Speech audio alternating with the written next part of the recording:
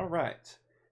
So, first order of business, we have our little thread here, which I've lost, of course, but it's in there Oops. somewhere, where folks were allowed to ask questions of the compass in between sessions, which I think is kind of a cool idea, especially um, if something kind of dawns on you, later on or whatever. So we had one question, which was, I think last time someone asked, is the commune of Radiance bad? And I think you guys got some mixed answers from the compass there. Someone said, of those who thought it was bad, um, did they hurt you or something to that sort? And the answer was no. Other than that, no questions. But I will start each session reading through those and reading those aloud, and that'll just be a downtime type kind of thing. Last time we had the carnival. Hope everybody had fun.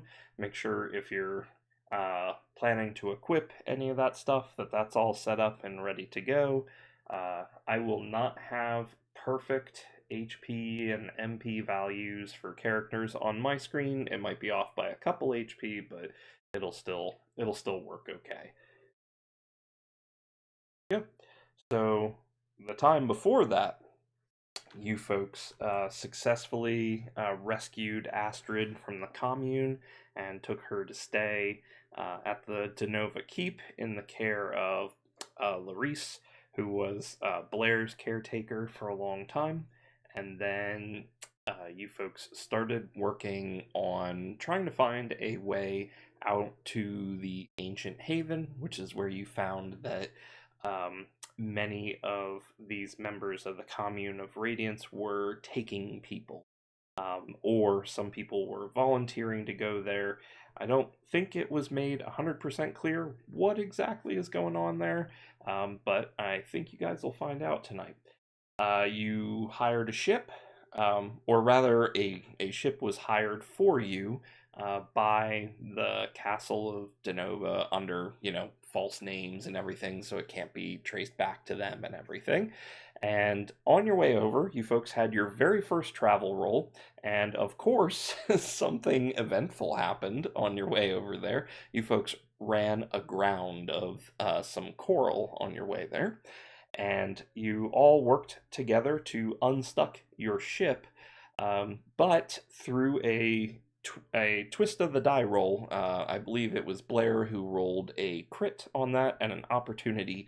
The opportunity that they chose was something happens, something appears on screen, and in this case, the pendulum appeared on the scene. And nobody saw it except for Blair, of course. But while Cassandra was attempting to use a wind power to help blow into the sails and break you guys free from the reef, it turns out the pendulum was also there casting a similar spell, trying to kind of hide themselves, but also seems to have some investment in you folks continuing on your quest. But before Blair could inform anyone, the you folks became unstuck, and when they turned around to look again, the pendulum was gone. And so you've had technically your first run in with that person, and made your way to the ancient haven where you folks kind of offloaded, and you noticed that there is like the ruins of a castle. There's a couple of odd walls and um, uh, that are in various states of disrepair.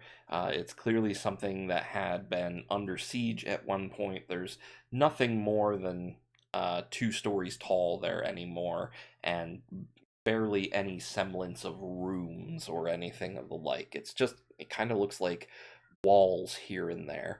And you folks did make a check and notice that there were some figures out there, some humanoid looking figures on the opposite side of the island from you. So let's see. And that's where we will pick up for the day. Zinnia has some art. That's so cool. I love it. Thank you. art. What? Yeah, it's on my database character sheet now.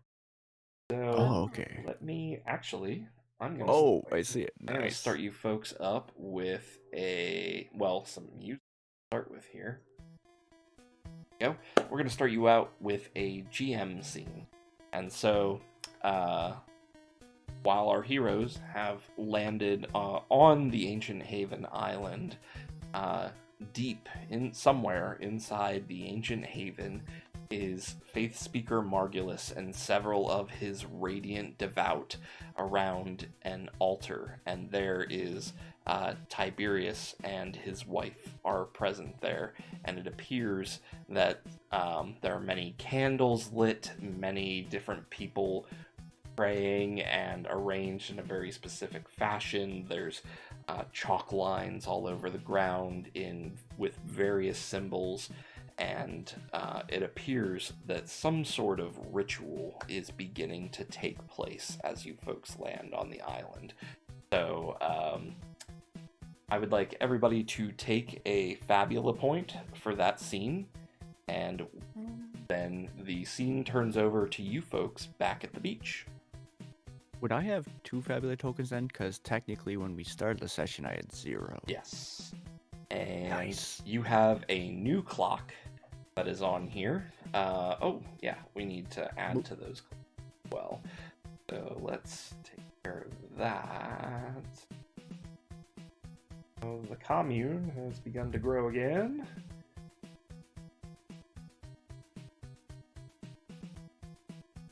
Go ahead and add to this clock with all the question marks, and the Elonian expansion has gone up 1. So, can you mind telling me the numbers themselves? I need to update my clocks. They weren't updated on my sheet, unfortunately. On which Oh, sheet? yeah, because... Elonian, and... Yes. That one? On your character sheets, yeah, they wouldn't have updated there. They are on the play sheet underneath the enemy stuff, if ever you need them. The commune has grown to 1 out of 4. The Elonian expansion is at 5 out of 12, and the all question marks is at 1 out of 12. Perfect. What would you like to do? You said it would... You said it was in the... It would be on the, like... It's like additional tables, or... It's on the play sheet is where I have them, and I keep track of them. Okay. But I believe Edgar is keeping track of those clocks on his character sheet as well. Yeah. Okay.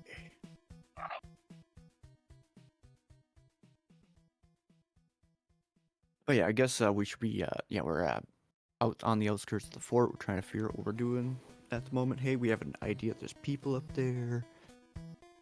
Yeah, I was trying to see if any of my spells could erase the chalk lines to fuck up their ritual. That is taking place somewhere far away from you right now. You are nowhere close to that. I'm not close Yeah. That's okay. So I guess we want to figure out if we're gonna... Like, I'm kind of feeling... Is the idea. Yeah, I'm trying to figure out if we want to try to sneak in or if we want to try to do a distraction. Because we might have a hard time getting in from the sound, like approaching without being seen anyways. I guess we want to scout, right? Scouting would be the first option. Lucky! Yeah. Is there anybody who can Zinnia send? Yeah, are there any local squirrel equivalents? Yeah. Or ferrets or anything? Sorry, were there any birds or squirrels or anything was the question? Yeah. Sorry, what time is it? Nighttime? I feel like we came at night. Yeah. We Dawn left at is... night, came by morning. Yeah, dawn is breaking now. So I think you folks had intended to arrive in the night, but having run aground at the coral reef, you ended up arriving a little bit later than you thought. So the sun is just rising. You do hear a couple of seabirds and potentially see them mostly out over the ocean at the moment. They're kind of out there fishing, looking for morning food, and so on. As far as the actual island, you don't really see too much. The island is relatively small and isolated, and you get the impression that, you know, if something was on the island, it would have to either be an herbivore and eat grass and be pretty small, or most of the carnivores probably would have hunted themselves out, type of thing. It's relatively small. I see. Yeah, can I try to flag down a seagull or a tern or cormorant or whatever's around here? Certainly. Let's have you, so, I guess you need to get the attention of a seagull, and so I'm gonna say that's definitely a willpower check of one kind or another, and you can pick the other die that you want to use to try and accomplish this. Much later. Yeah, let's go with insight. I'll say I'm trying to think of a good way to get the attention of a bird. Does anybody have any food? I imagine we have some rations and Like stuff, some right? cookies or something? Yeah. That's Or something you leftover would birthday have. cake? I I think feel. Levine must have some leftover chicken I was skin. to say, yeah, Levine my has to God. have something. Yeah, I was gonna say she's probably chewing on something like that right now. Just like chicken skin jerky or something.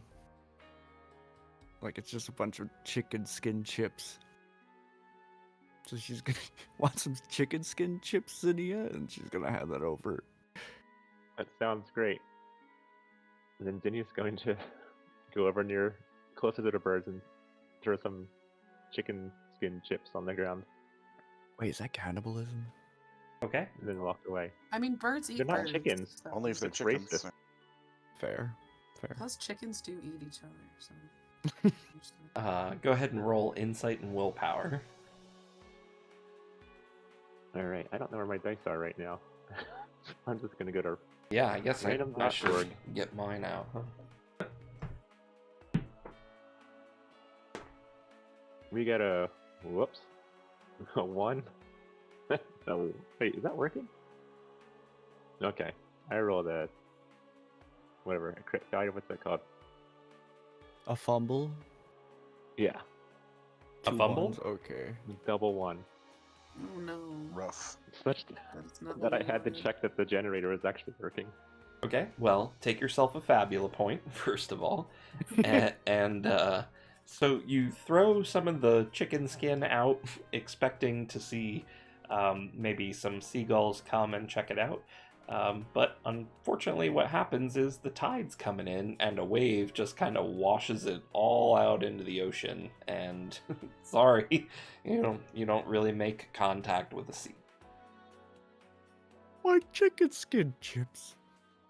And worse, now Levine is without their chicken My skin. carcasses!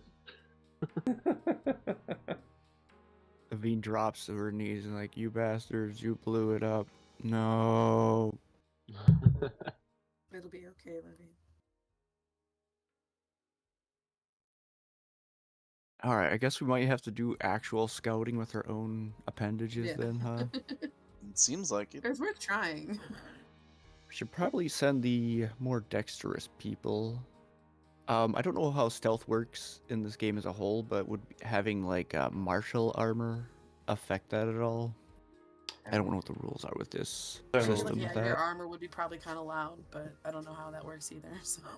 So I think your armor does not necessarily contribute to any noise that you would make or anything of that sort, but the classes and die that you would tend to use for stealth checks are kind of the antithesis of the kind of classes and skills that would normally be good at those kinds of. Mm-hmm. So, let me see. There's definitely a section on. I'll have my thing ready for that too. I'm assuming guess- that normal trees don't count as creatures of a plant species. I'm guessing they have to be sentient in some way.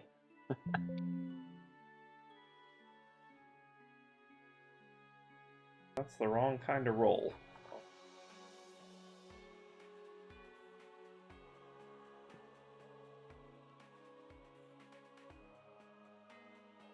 Checks.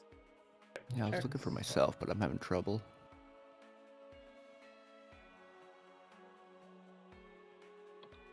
Play. Da, da, da, da. Okay. Situation: moving silently, hiding, and acting unnoticed. Is dexterity plus dexterity.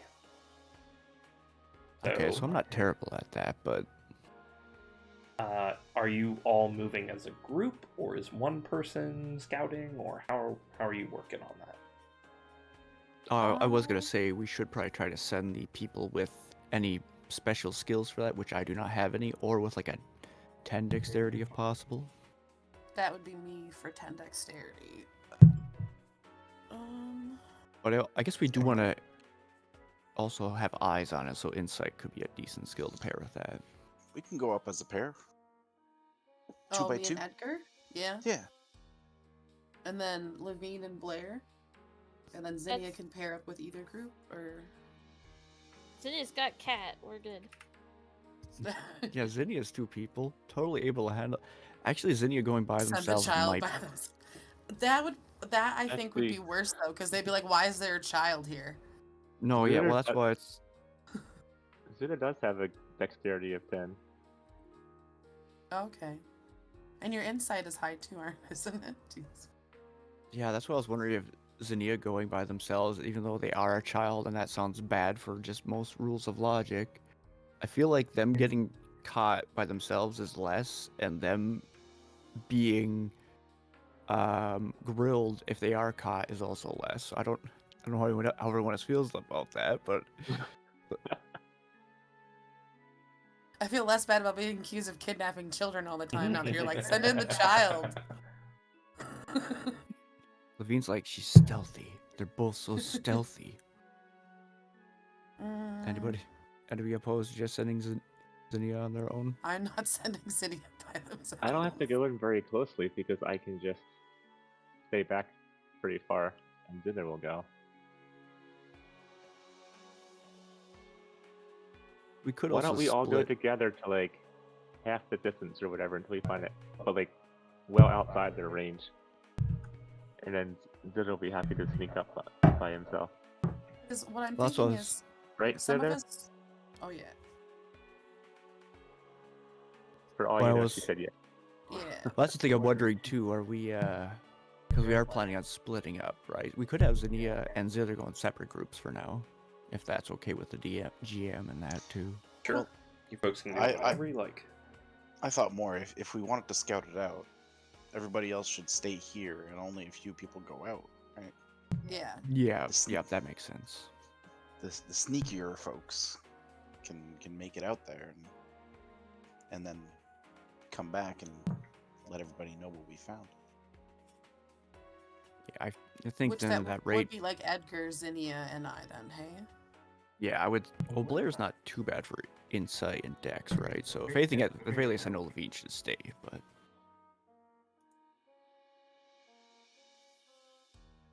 My insight you- is oh, pretty strong, what's that? but my dex isn't. Oh, I was just saying Oh, my that- insight's pretty strong, but my dex isn't that great. That's right, you do have a low dex. I forgot. You're actually the most clumsy. I can stay back then. Yeah, I'll stay with Blair. We'll hold down the fort. And by hold on the fort, I mean avoid it for a while. Okay. Alrighty. I figured too, we're probably gonna want to scout around the walls of the fort to find a way to sneak in anyways, so... I think we're all probably, it'd be better off if we all work on that part as like a group check.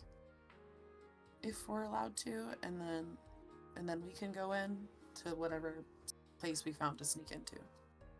Yeah, that's right. I guess I did forget about group checks, so So it doesn't matter what size the group is, you may absolutely do a group check. So if two Yeah. of you are going, we will check you as a group together. Or better or worse. Do we just Okay. want to move in as a pack together then, like everybody? I assume it will change the difficulty. Perhaps.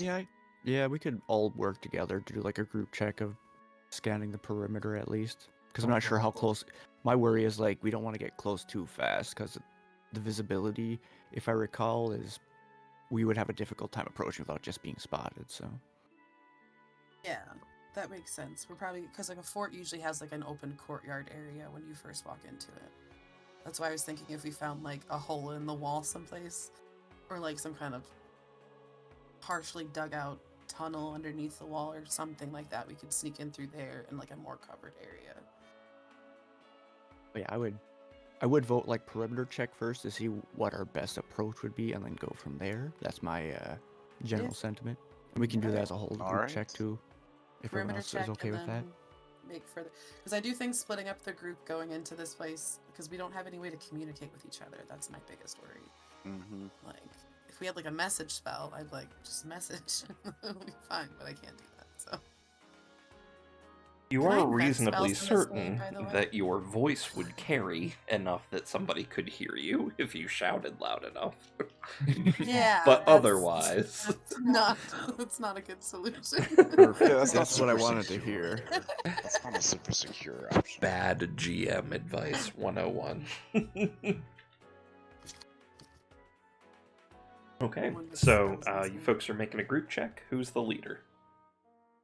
So are we sneaking around? Is that Perimeter check is okay? it I mean, right? I can lead it then. I I would agree actually on say that. you or even Zinnia with Zither on that because stealthy. Because, yeah, trying to be stealthy and find a way in. Can Zither help look out for tripwires and things like that? Or any sort of alarms / booby trap? So let's start off with a stealth check, dexterity, and then you folks can decide who is looking around for perception, and we can do a group check for that as well. All right, so I'll lead the sneaky. All right, so everybody roll double dexterity, please. And we'll say it is broad daylight, so we'll call this a difficulty class of, call it 12. Cool, I got a 15. Okay, so that's And it- plus I got No, one. 14. I did math wrong. 14, my bad. Blair, did you I haven't. fall? Yeah, I was just asking. This is specifically for the folks sneaking, correct? Because you said Yep. everybody roll. I thought everybody was moving as a group. Yeah, Oh, we're just so it's a group check. So everybody rolls, and so the difficulty only applies to. It applies main to roll. everyone, but everybody Oh, everybody who passes theirs adds 1 to your roll, Edgar, and you roll last. Yeah. Okay. Okay, so we have Cassandra succeeded. What happened with everybody else? I had a 9. Okay. I had an 8. Also Oh. fails. I was curious if I can use one of my dice to be Zither's die, if he helps us sneak around. Sure. I would say that Zither is very much a part of your group. You hear that, Zither? I can't make a purring noise, but he's purring. Perfect. I rolled an 8. Zither rolled a 7, and I rolled another 1. Okay. So, Edgar, you have a +1 on your check. Difficulty class of 12. Double dex, please. That's all right. Easy peasy. It'll be fine. I don't need none of you. Oh, that's not true. I do need one of you. That's a 5 and a 6. That's an 11. So +1. Oh gosh. So you just... Good thing you had one of us. All right. Let's now all roll a perception check. And so we're doing some general scouting here. So we're going to call that insight Let's call it double insight. Oh man, I'm feeling good about this one. So who's leading this check? Not gonna be Definitely me. I can do a double insight because I have D10 or Zinnia. Oh, that would either Yeah, either one of Blair. you guys. I'm fully behind on that. Being the leader. I think this is Blair's I think- time. Yeah, I think Blair can be the leader. Okay. Alright, so this difficulty class is going to be 13. The sun is shining right at you folks. So I have to get a crit to even succeed. Gotcha. Could I be. got a 4, by the way. 2 2s. Hey, can I use Frenzy to get a critical opportunity with my 2 2s? Nope. I don't Oh, think sorry, I'm not that you answering you, are I'm answering my roll. frenzying looking at things. I got a Listen 7. intently. 7, okay. It's another failure. I had an 11. Well, hang on, we're gonna. Oh. I think you're leading the check, right, Blair? Oh. Yeah, Yeah, I you didn't know get- if I had to roll or not. Yeah. You do. Roll We just last. might have to add or subtract. I don't think we're subtracting, but we might have to add to it. Alright, I'm a little concerned. I was looking to see how encourage works, but it has to be during a conflict. Does this count as a conflict, or is a conflict? No, a it does physical- not. Wait. This is a general Okay. skill check. I Edgar, wasn't were sure you how calling broadly out they your meant roll? conflict. It's like character versus environment. I rolled 11. Okay, that fails. Dang. Mm-hmm. I'm sorry, Blair. And what did Edgar roll? Okay. 8. 8. Okay. So unassisted. All right. So here's kind of how this hashes out. So you folks are sneaking around the ruins, trying to do as much of a perimeter check as you can. So as you come up to a couple of walls that are kind of perpendicular to each other, Edgar, you are kind of leading the party, and you think you hear something, and so you throw your arm out and you stop Levine like just in time from walking around the corner, and you all hold still for a minute and just listen. Here must have been nothing.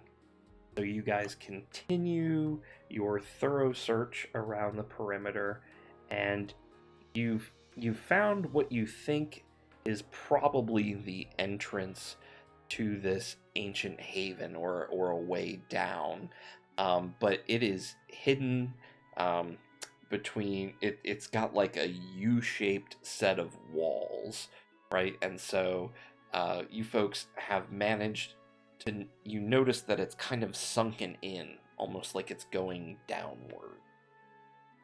But you can't see on the other side of this U-shaped wall. And presumably you folks kind of back off a little bit and finish your perimeter check. You don't see anything else. Okay, We so by we found chance an entrance. notice anything about well-used paths at all by chance, even, or anything like that? Not really. No, we failed.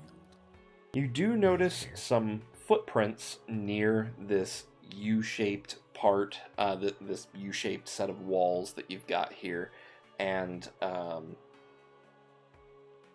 you notice another ship that you saw earlier when you got to the island is now sailing away, is going back towards Denova, and you're very careful and stealthy about making sure that you are not seen by that ship. It is now a kind of distant dot. You might be able to make out one or two of the sails on it. There's no way anybody is seeing you now that it's that far away. You can kind of tell where people came ashore on, but it's on the other side of this U-shaped wall where you think where you think the entrance to this ancient haven might be.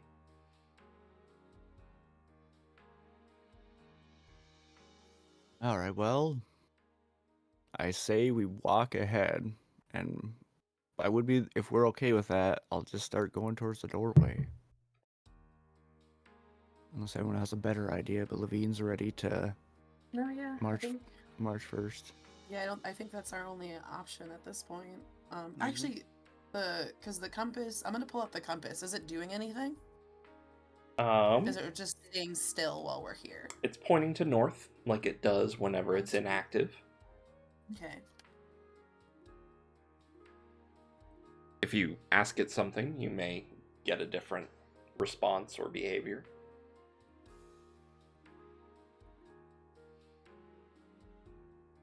Can I ask it if the people in the compass know if this is the only entrance into the haven?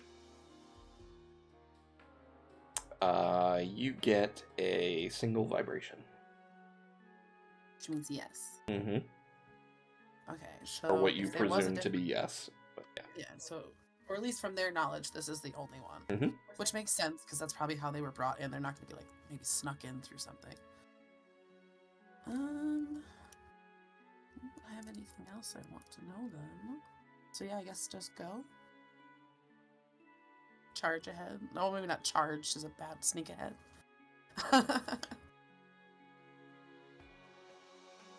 Okay. You, as best you can, begin sneaking around the corner, and you are immediately seen and make eye contact with two followers of the commune of Radiance. They see, I presume Levine is in the lead. Levine, you make contact with them. You make eye contact with them. What do you do? Well, I was gonna say I still have my commune badge on, and I'm gonna try to make a little bit of a deception thing here, quick. Okay. And I'll state is, and I'll. So, are you the whole way out from behind the wall, or just your Yeah, I'm head gonna peek? try to act natural as I'm walking up, Okay. and I'm just gonna try to do a bluff. Like, did Margulis tell you to check the beach? Okay. Roll double willpower for me. Okay. Ooh, I got a 12. Ooh. Was it a crit? No, 5 and a 7. Okay. They look at you for a moment and they said, Margulis had you doing what? What? We're guarding they were the talking a entrance, bit. as we're Talking a bit about told. checking the Margulis is beach or something. inside. No, yeah, he was. Wait, yeah, he's down there? Yeah. Does the ship leave already? Yes, the bloody ship left already. Okay, I think Margulis wanted to get the crate out there. I don't know if the crate's there. Who's got the crate? The crate? What? I didn't hear anything about a crate. Should I just clear this up with? Great. Should I just clear this up with Margulis? Roll another double willpower check. Is anybody else doing anything while this is going on? I'm trying to see if I had absolutely any kind of powers that I could use. I got a 13. Okay. No, that's a. I do miss Yeah, I 13. give them whatever standard greeting people have been giving in the commune, like "Hail Radiance." And then when they said "What bloody crate," I said, "Mommy, he cursed. He said a bad word." Okay. So they rolled a 7 on their check. They said, I didn't hear anything about any crate. Margulis is really busy, but he asked not to be disturbed, but this sounds pretty important. I'll take you down there. And so he kind of relaxes, and the other guard that's with him kind of relaxes a little bit, and he gestures you to follow him down a stone staircase that is, you can see a little bit of torchlight down there. How are you going to proceed? And how are the rest of you going to proceed from here? I feel like I want to give a symbol maybe to try and like have them detain the other guard. Well, I might get this, but I'm gonna try to. Yeah, I'm gonna try to give them a gesture to kind of like, kind kind of towards my neck a little bit while I feel like I might not be exposed to kind of like thumbing motion to my neck towards the guard to like take him out. Okay. I want The you to other make guard behind I me. want you to make a dexterity and willpower check to see if you can sign to your friends without raising the suspicion of the one guard has his back to you and is gesturing you to come downstairs. The other one is still pretty much, being a guard and Oh. look on the lookout for anything unusual. Oh. So when Yeah, I was that gonna say, makes are sense. they both got their backs to us? I totally would have done something. But... I kind of figured one guard at least has it to me, so... Okay, that's not as good, but it's an 11. What if one of us trips right in front of him? Or her, whoever the other guard is. Yeah, let me see. I guess we also should resolve other people too in the middle of that, hey? Rolling some different dice. What'd you roll? Different. 11. Okay. So you begin. What do you do now? Me or? You've made the sign. Now what are you doing? I'm basically waiting for when somebody tries to go for the guard, and when they do, the guard behind me, I'm gonna try to get the one in front of me and get him to a sleeper hold. Because I'm just waiting for that moment. Okay. So are you following the other guard down the steps? Everybody else is Yes, still well- out of sight around the wall. Yes, that's what I'm doing. I'm following that guard down the steps. I'm gonna kind of wait, and like once I hear like a little bit of commotion behind me, I'm gonna try to get him to a sleeper hold. Okay. And if nothing happens, I'll probably wait like a second and then grab him anyways. But Okay. So Did we notice? that okay, the rest of you roll a Levine double did this for insight us? check to see if you noticed what Levine was signing to you. You definitely heard it. You definitely heard them conversing, but whether you caught this sign or not, have all of you roll a double insight. Alright, I got a 12. I only got a 6. I got an 8. dang it. Okay. What was your roll on the sleight of hand there, Levine, to actually make the sign? Wait, the dexterity willpower Yeah. one was it? Okay, I got 11. Yeah. 11. Okay. Did anyone score higher than 11 on their double insight check? Yeah, I got an 8 and a 4 for 12. Okay, so Edgar, you catch the sign. Anybody with less than a 12, you didn't catch it. Did player What if catch I it? was- No, I didn't. I got a 10. Ah, dang.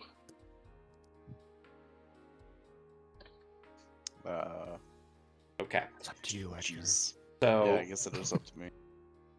the following happens. Levine, you begin to follow the other guard, and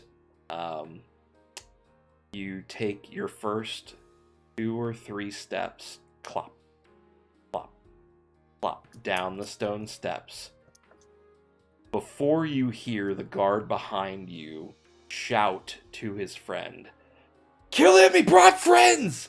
And he takes a surprise attack at you from behind. He rolled a 17 on his perception and noticed the sign that you gave. Oh. No, And, busted. Has now tried to pincer you on the steps in a disadvantageous position. So he's got this mean-looking mace that he's gonna roll at you here.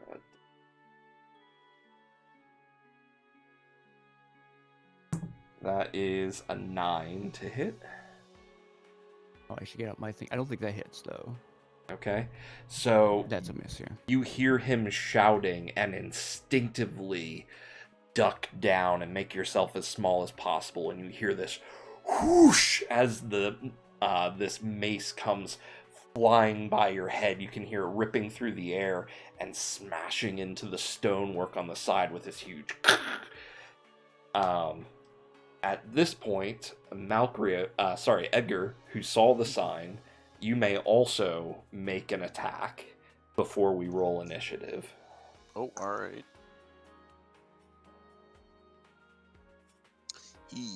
12 12. 12.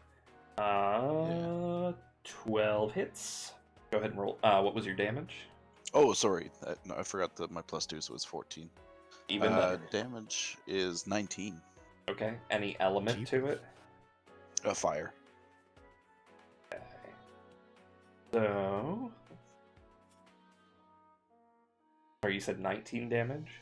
19 damage with a 19 fire damage with my magic cannon. So, it doesn't seem quite as effective as you thought it would be, but you definitely get a shot at this dude just clear in the back, the guy that's higher up. Son of a gun. You were not able to see the person lower down the steps than Levine, but you do see Levine ducking out of the way, and you blast this guy in the back with your magic cannon, and it seems to turn his aim just barely off out of center and causes the mace to narrowly miss Levine. I would like you all to please roll initiative. I'll lead it. Mhm. Okay, I'll lead the initiative. So An initiative is Dex plus Insight. Insight. Okay, it's been a while, so 8. it's not a plus. I rolled.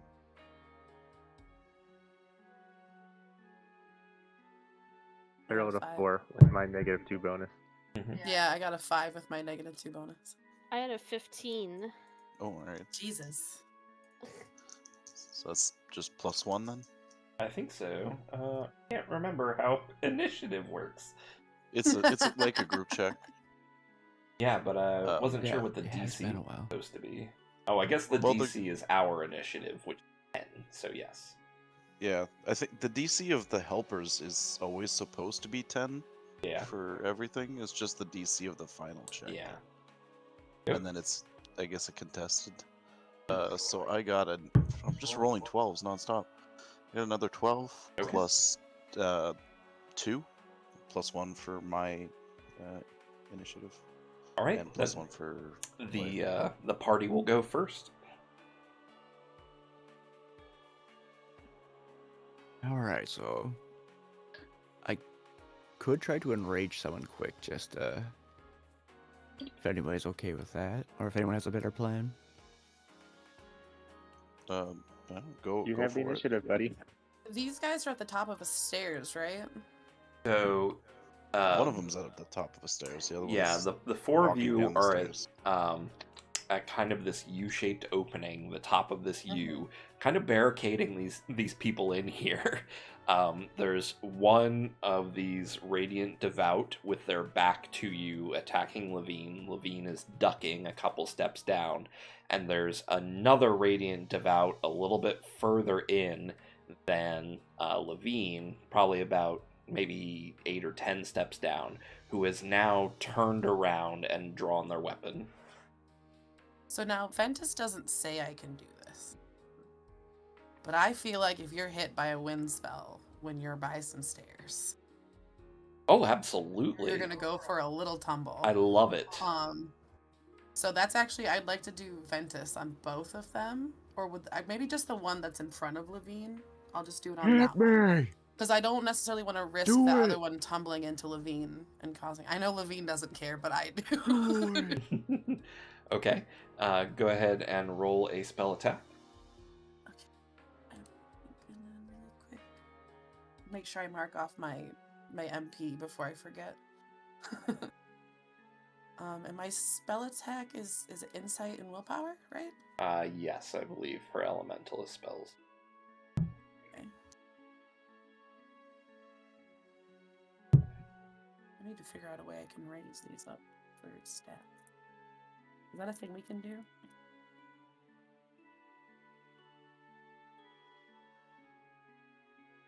Sorry, what? I got an 8. An 8? An 8, unfortunately, does not connect.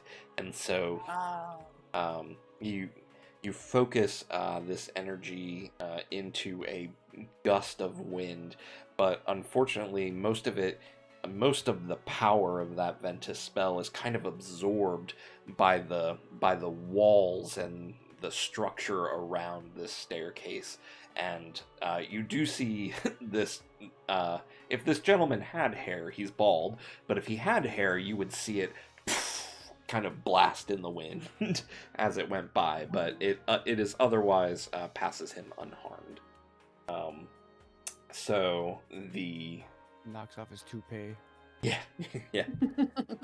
Let's He's see. ashamed, but he isn't injured. So let's say the first guy at the top of the steps, who is the injured one, is going to go ahead and cast Lux on. He can see Edgar and actually, I'm gonna roll them and we'll see who it hits. Roll them bones. Bones tell me nothing. It will hit Cassandra, Edgar, and Zinnia if it connects. Targeting.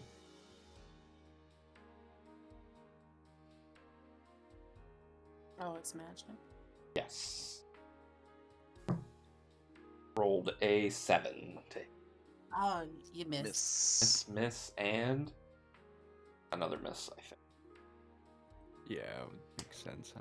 So, this guy, It would only hit me. having taken damage, turns towards all of you and raises his mace up into the air and begins to shine brightly as some of the rays, they almost look like rays of the sun, shoot out towards Edgar, Cassandra, and Zinnia. But all of you at this point are pretty much ready for it and are able to take cover behind the walls or duck down really low, and they pass by you harmlessly. It is the party's turn. Alright, I feel like I have a quick maybe question. Yep. Oh, go Could ahead. we hear anything down the stairs as we were before this fight started? No. No. Okay. You can't see the bottom of the steps. Not even Levine, who is part of the way down, can see the bottom of the steps. They seem to go down for a good ways. There is some torchlight and a little landing not too far beyond Levine, but it seems to go around a corner. I might try to do Ventus again next round still. If those stairs are that deep, yeah, I really want to knock one down them. Oh yeah, I was so hoping you were gonna nail that. I was hoping to. It would have been my first environmental damage thing that I had to check. It would have been a lot of You fun. know what? Maybe I should try to go with a improvised attack and try to thrust kick that guy Oh, down yeah. the steps. I think that's a great idea, actually, too. Just a shove Yeah, just type thing. Okay, Yeah. knock him down. absolutely. Go. So ahead. I was kind of wondering about that anyways. And Except we don't know what's down there. That could be inviting a that's- whole other army. That's valid. Yeah. Is That's he what wearing Zinnia metal was afraid of armor? Is it Balrog. going to be very loud? We're They're fucking people wearing being down there. robes. I just double check what improvised weapon is just to make sure. It is dexterity plus might, and it is high roll plus 2 physical. Okay, and this just to clarify because I noticed that's better than the unarmed strike, but just to make sure should be rolling the Let's- appropriate one. But Let's call it an unarmed strike, and if it succeeds, there will be an environmental damage component. yeah, I just want to make sure I'm doing the rules right. So that's an 11. An 11. 11 hits. What was your higher of the two there? 7. 7. So, you want to describe kind of how that takes place? After Levine kind of ducks down underneath with the rock flying out, she plants her hands on the stairs and just against the wall and just rips her fingers just against it with her metal gauntlets and just thrust kicks the guy right in the solar plexus. Okay. So you lash out with that kick and it connects solidly. You know the feeling whenever you have got that kind of perfect extension of your leg and you've gotten the full power of that attack into your transferred from your leg into this person's chest, and you hear this, and their arms and legs are kind of in front of them as their spine curls, and they start to fall backwards and tumble down the steps. They take an additional 10 damage on the way down for 17. Nice. All right. That guy crawls to his feet and wipes some of the blood off of his chin, and man, he is angry at you now. He is going to also fire a Lux beam at you. Uh-oh.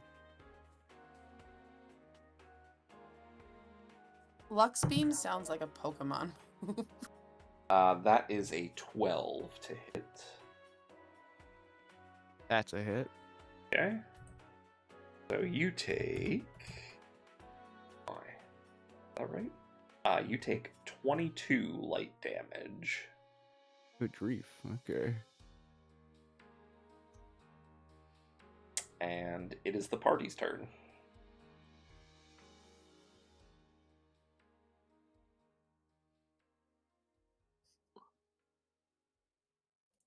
In fact, it is all the party's turn until you're done with the initiative.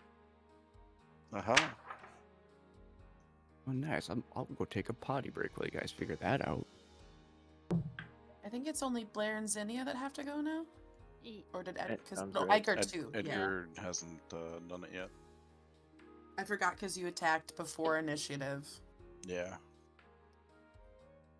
And they're both blown down the stairs, right? No, just the one got kicked down, I think. Okay. Yeah, my spell didn't hit. Sadly, it would have been cool if it did. But Got it. Is there anything that you guys want to do first, or? I don't think so. Yeah, I don't really have a priority. Okay.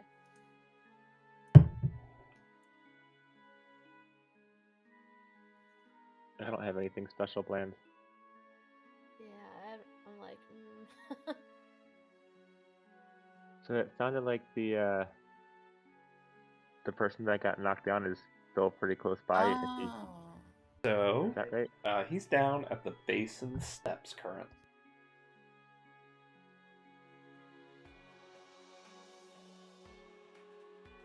Oh, he fired that shot from way down there? Wow.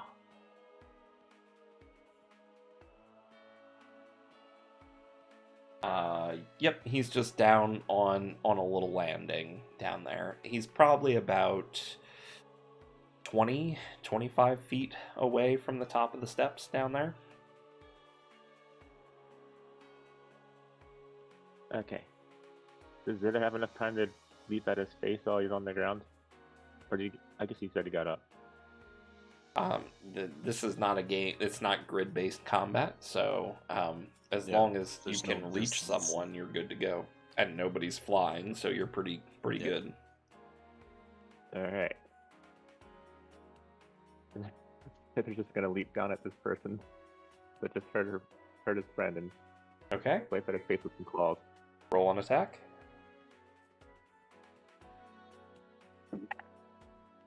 It's an 8. An 8. 8 misses. A 9. Sorry, did you? Sorry, it's a 9. A 9. 9 still unfortunately misses. 10? Just kidding. Jeez. What was this? Zither going down with her claws, or? Yeah. Mm-hmm. Okay, so you issue a command to Zither to go and attack the one near the bottom of the steps, and you see Zither kind of climbs down off your shoulders and bounds past everyone and makes kind of a leaping strike at the Commune of Radiance member on this landing, and he kind of ducks behind the wall just out of sight for a moment, and Zither misses with the attack. Who is next?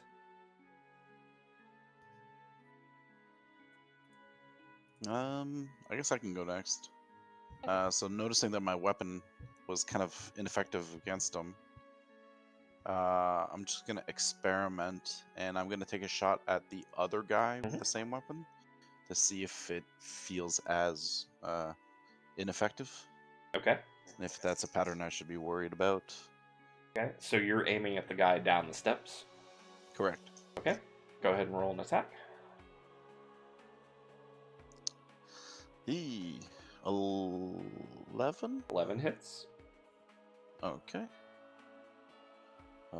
That is just 15 damage. 15. Okay. Fire damage. It does not do as much damage as you thought it would either.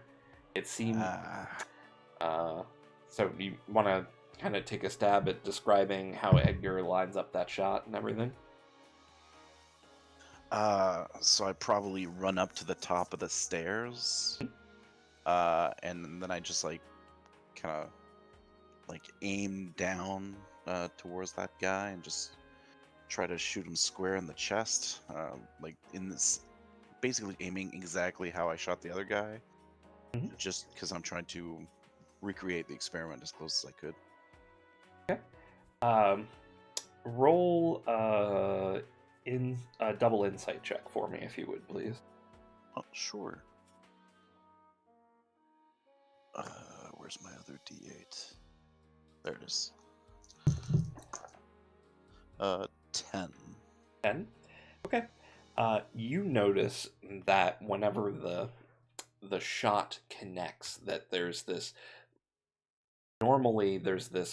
kind of blast or globe of fire as it connects with your target, and you see that some of that fire is kind of drawn into a necklace that this guy is wearing around his neck, and you notice that the other guy is wearing one as well, and you come to the conclusion that this is providing them some protection against fire, not immunity, but Gotcha. protection. Okay? Yeah. And I think All right. Blair is up last. So I want to take the opportunity because, like, I see Cassandra kind of flop their attack, and I'm gonna like concentrate my mana to encourage them to do better.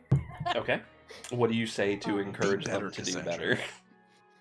I'll pull one from Goblin Slayer here and be like, "Oh, merciful mother," just be like, "Please help me in this time of conflict," and look over at Cassandra and be like, "Be blessed." So yeah, let me roll that real quick.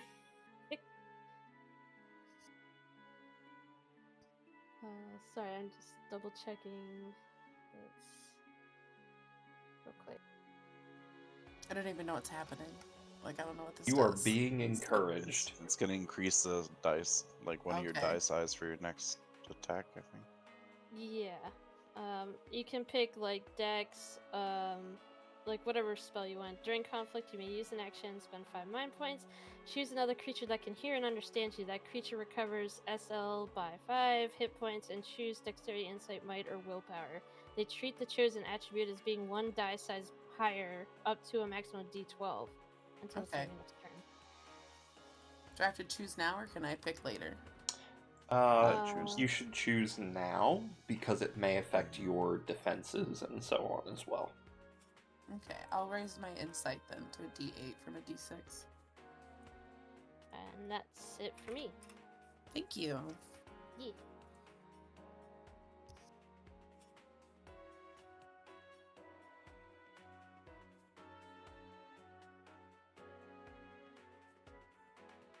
Is insight affect magic defense? I think it does. Right? Yep. Alright, cool.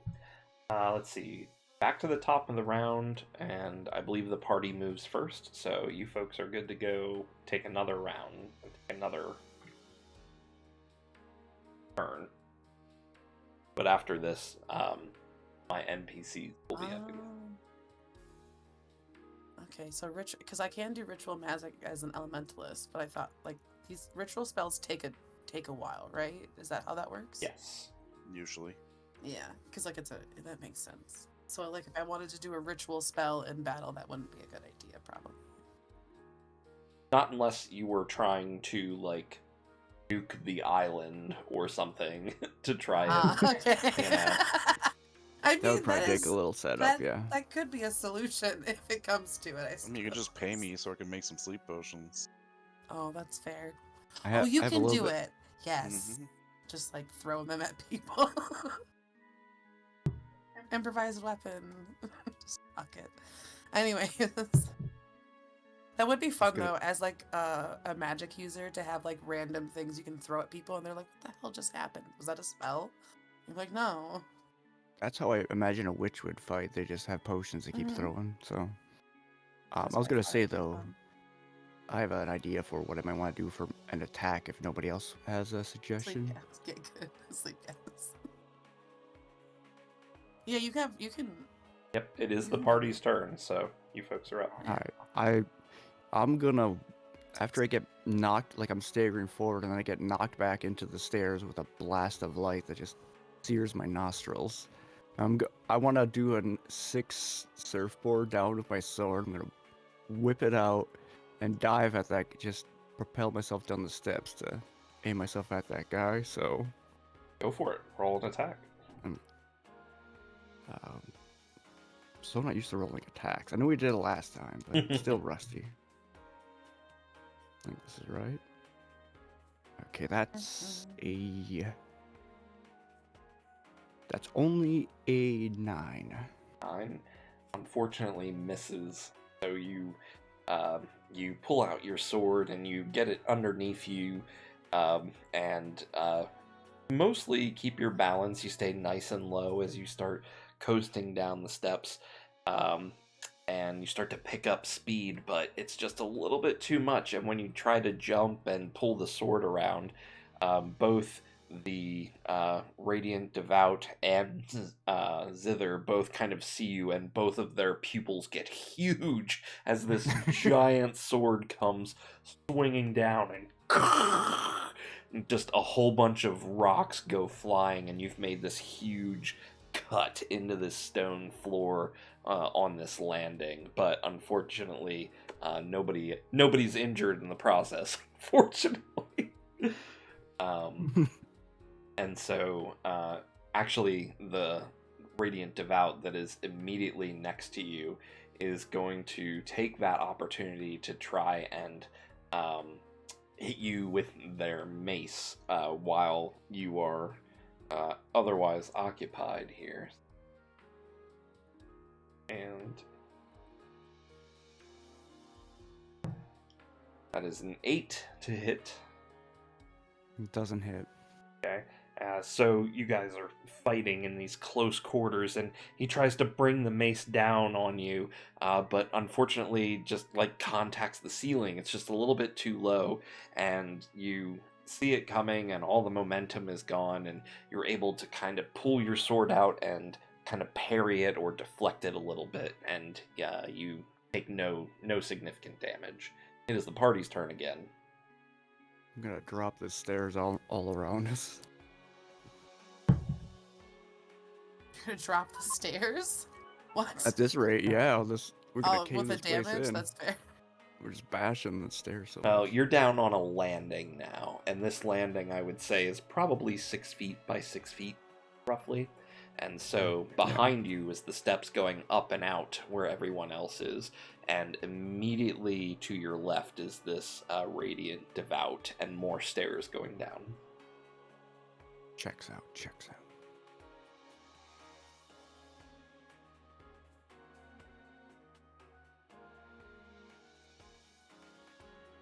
So, who wants to start blasting?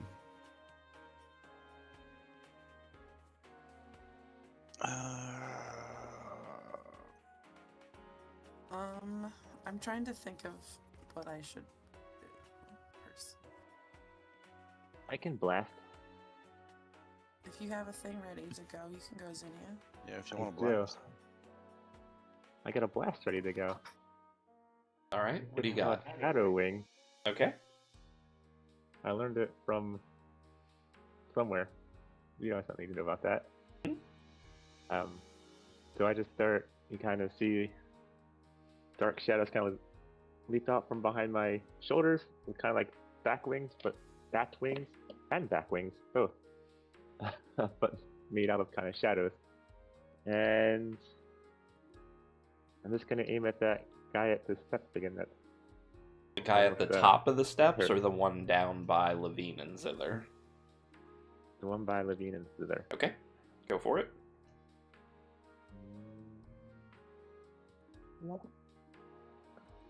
So that is a 13 to hit magically, That hits. and they take 17 dark damage and are shaken. 17 dark damage and are shaken.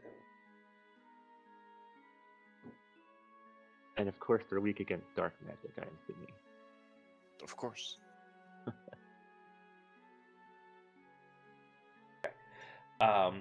You are surprised to find No! that this kind of almost apparition-like blast of dark energy comes pouring out of you in the form of this Hexi monster that originally cast that spell that you learned it from, and takes off down the hall with this hideous shriek and converges on this radiant devout, and it just surrounds him and starts eating him alive. And you see that it does a lot more damage than you expected. He is Oh. terrified and shaken with fear, and appears to have taken a lot more damage than you expected from that spell. All right. Next up. Awesome. Next up Found is the me. The other Radiant Devout, seeing this and seeing his friend in peril, is going to cast a spell called Mercy. And he casts that on his partner.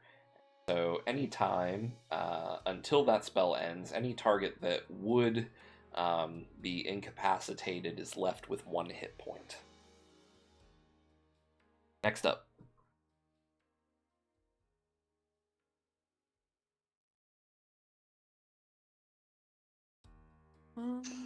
I haven't gone yet. I can use Ventus on both of them again. See Okay. what happens. Roll an attack. Let me pull up my character sheet again.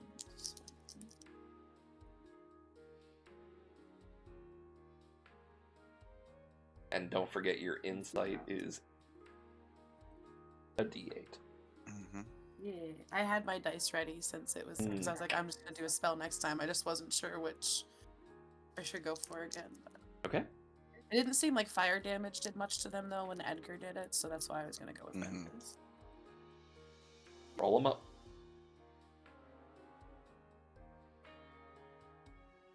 I got a 7. A 7.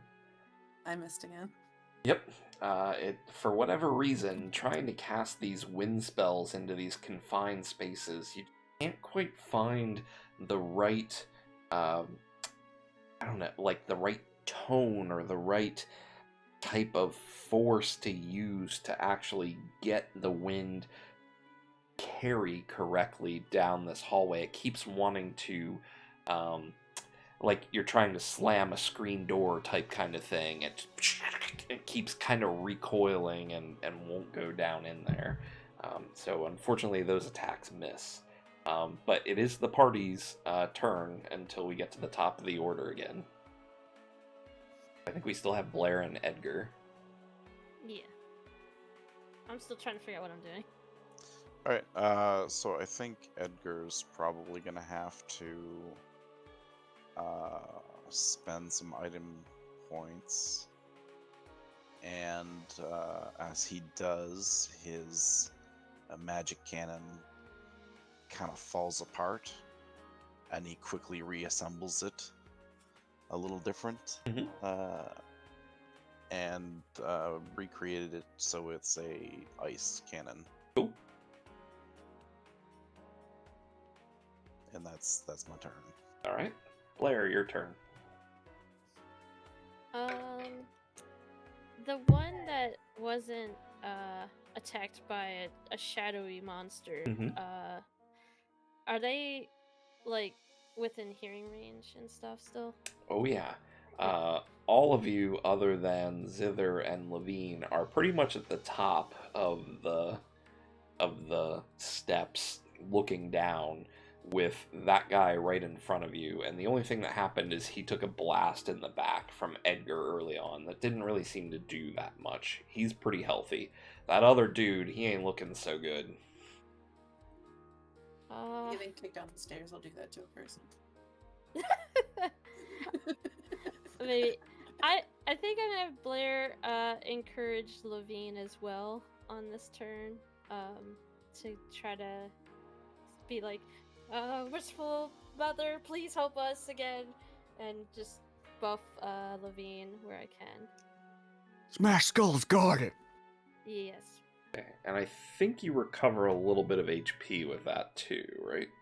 Yes. Hit points.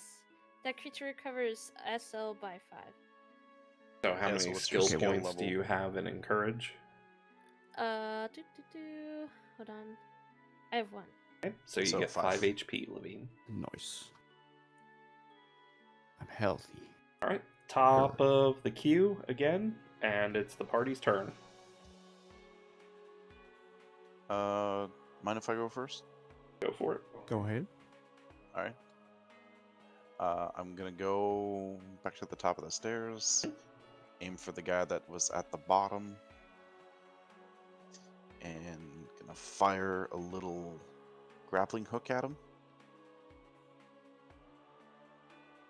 Alright, go ahead and I'm roll gonna an attack. Soul Steel! I'm gonna soul steal. I always think of that too whenever you say Oh, that. neat. That's a clever way So- to do that. I like that. Yeah. Gonna steal a few item points back for. So it's Dex Willpower Mhm. against their magic defense. Oh, plus skill level. So okay. Holy shit! I got a 17 17. Okay, that definitely against their magic defense. definitely succeeds. I don't have my rule book. Oh, I do have my rule book.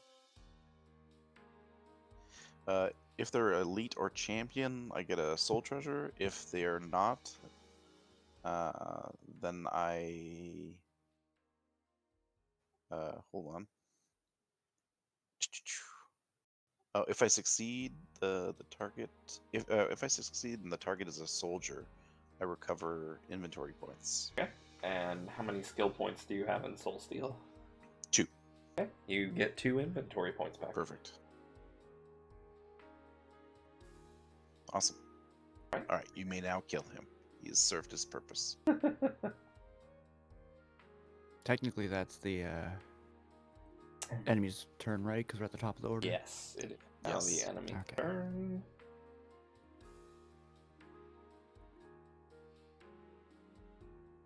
Alright, the guy at the bottom of the stairs is not doing super hot. What is he gonna do?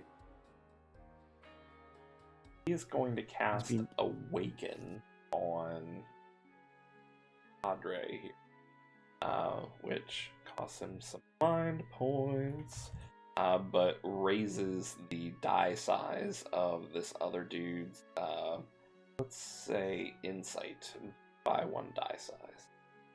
And it is the party's turn.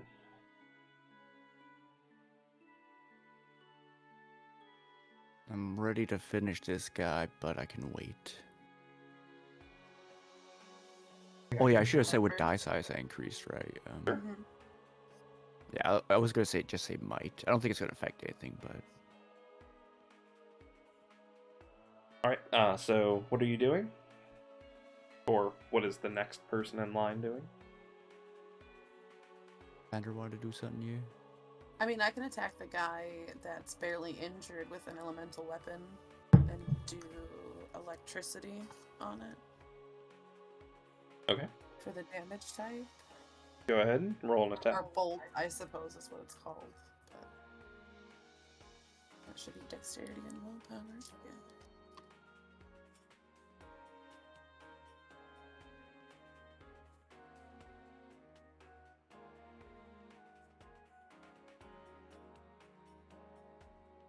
8. An 8 versus magic defense, that will fail, unfortunately.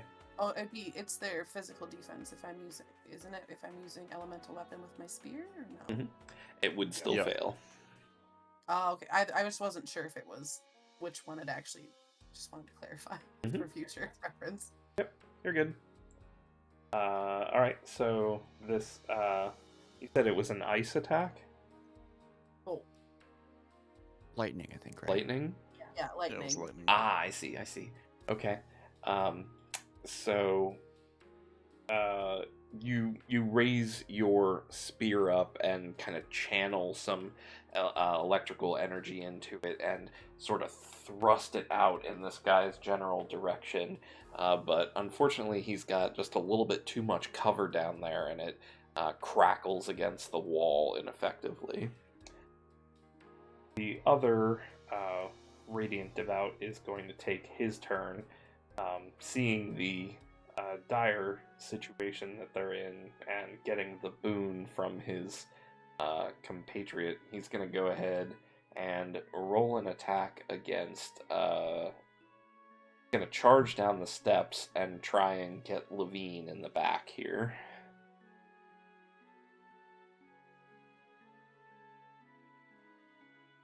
That is a 9 to hit. Does not hit. Okay. And goes swinging for Levine, but again, those tight quarters just can't get a full swing on the mace, and so Levine's kind of got this giant greatsword wedged in this corner here, and Zither's kind of cowering behind Levine, and so you are like simultaneously holding up like both of these maces here from both of these guys, just tanking it like a boss right now. Alright, I might try to finish this guy now. Oh, yeah, so we have to go. If that's okay, I'm gonna try to smash. Alright, this dude has been punted down the stairs and is now being eaten alive by a dark presence that sounds like how Levine feels. She's gonna just smash. Okay, roll an attack. Oh, that's only a 7. 7 plus, that's 8 total. An 8. That will unfortunately miss, and you just can't really get your weapon around in a way to cause any kind of damage. Who's next? The party's turn until the end of the I initiative. think it's Zinnia and Blair, right? Yep. Yeah. Sorry, Blair, I wasted it. No, it's okay. Most of it went into the stone. I want to try to like brandish my dagger and stab one of them, cause I just am like I gotta Do it. save my MP. Yeah. Mess him up, Blair. I'm trying to see what I need to do for my dagger. So it's Dex plus Might plus 1. Okay. Let's see here. 6. I believe. I don't have a good Might though. Give Wait, me- isn't it Dex? Isn't it Dex What? plus Insight? Probably. It says on the Blair page Dex plus Might plus 1. Oh, that's weird. That is weird, I don't but know. go ahead and roll it.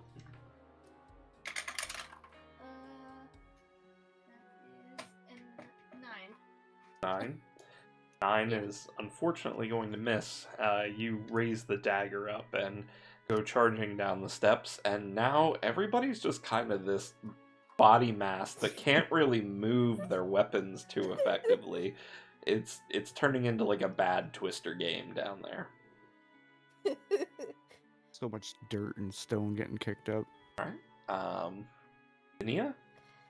I look over at Cassandra like I need a longer pointy thing. Maybe that'll help me next time.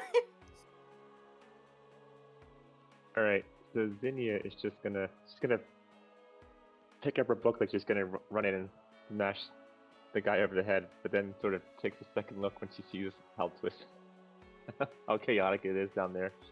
Okay. And she's gonna just tell Zither to wipe at the. Is that guy in critical or whatever it's called? What's it called? Crisis? Is. Versus. Okay. so Zither will just take another wipe at this guy who's All right, roll an shaking with his attack. claws. Go for the groin. Oh, the face is kind of relief after the groin. And that is a 9 to hit. A 9 is going to miss. Dang. Zither sneaks Ooh. around and tries to dig some claws in, but unfortunately gets into a section of the robes that does not have any flesh behind it. Let's see. At this point, we are back at the top of the initiative order. The party gets the first go.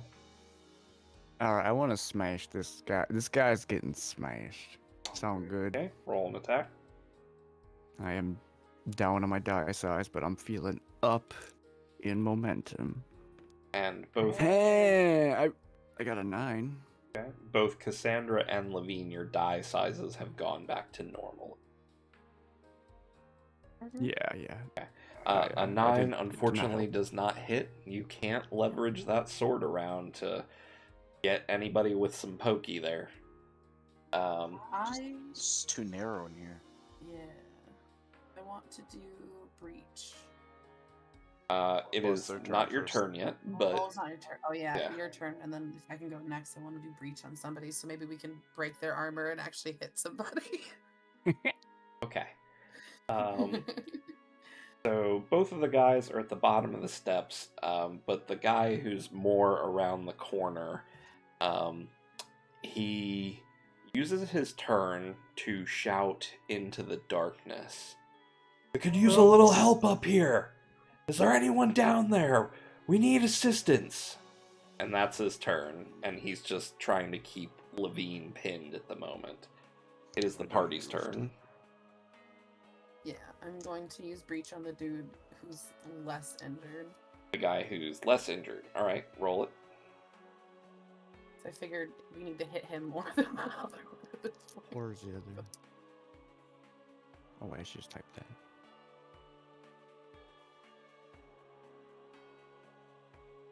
17? 17? That definitely hits. Finally. Huge. So I'm choosing to destroy his armor. Okay. Let's see. Okay. His armor is destroyed. And his defense has fallen significantly. He is not wearing martial armor. That is going to have an impact. He's now naked. I assume he's got like a jerkin or something on under there. Oh, someone's jerking, all right. Just rude. Rude. All right. And then that's the end of my Okay. turn because that's all I could do is the breach and then the free attack for him. So That guy, having been struck by you and having that armor shed, panics and attempts to hit you with a mace attack with an accuracy of 7. That misses. And it is the party's turn again. Alright. If I could go next. Go for it. Alright. So I'm going to raise my cannon. Wink. And I will take a shot, but I will spend 10 MP so I can barrage. Okay. And try to hit both with it. Okay.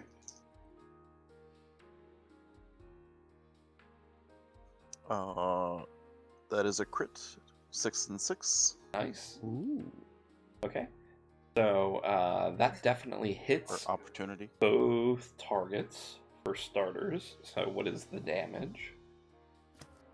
So it's 16 ice damage. Ice damage. Okay, that does exactly the amount of damage you would have normally expected it to do. Alright. And so the guy that is slightly further up the steps and less damaged, he takes a pretty solid thunk from that as the blast from your pistol fires out, and on impact, it seems like these ice shards seem to splinter outwards from it, kind of like a shotgun blast, and just starts to shred flesh and robes and stuff on both of these guys. And this absolutely looks like it would have killed the guy on the bottom, but his mercy spell triggers, and he survives with 1 HP. What a guy. Okay. Rest of the party, go. I think we have Blair and... I think it's just. Didn't Zither go for Zinnia? Or. That was last I turn. misremember? Yeah. Okay, just checking. I want to try to stab the the weak one. Okay. Maybe 1 HP I can do it, you know? Roll an attack. Alright, And Edgar, let me know what you would like Ooh, for that opportunity to result in. Can I pick faux pas? Sure, remind me what it does. I don't have it in front of me. Choose a creature present on the scene. They make a compromising statement chosen by the person who controls them. I got an 11. Alright. So they might like spill the beans about something. Okay. So let me resolve the opportunity first. I know how to do this. Make a compromising statement chosen by the person. Okay. Alright. So the guy who looks like he should have been dead type kind of thing whenever he was struck by that blast and somehow survived, he says, "Find,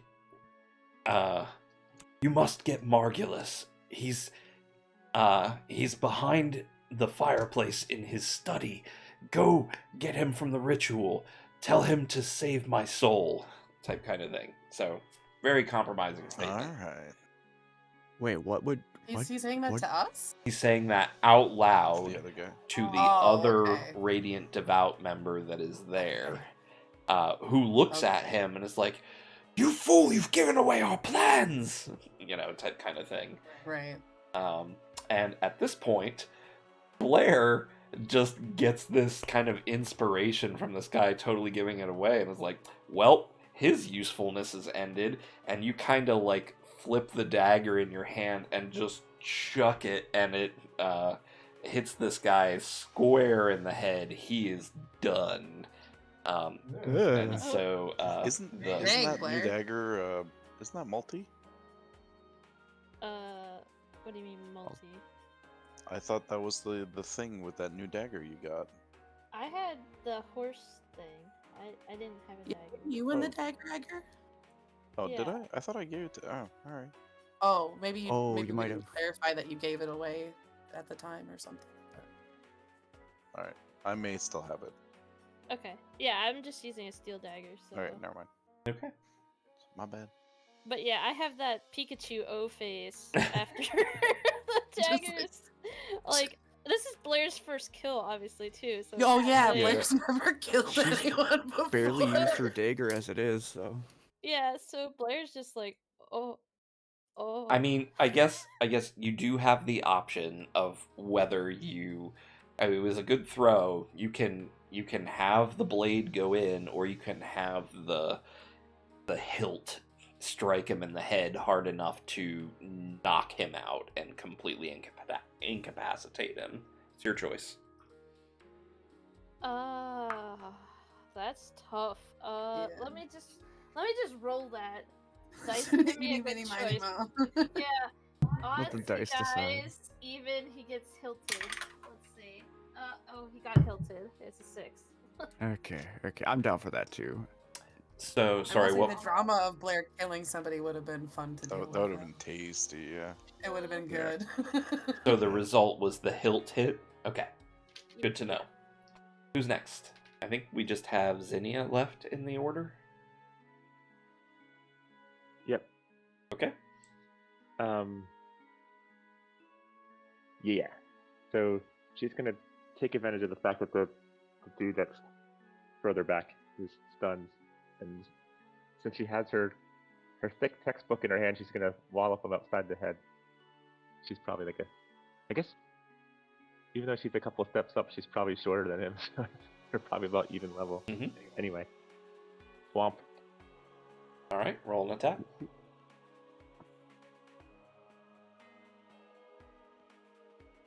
Oh man.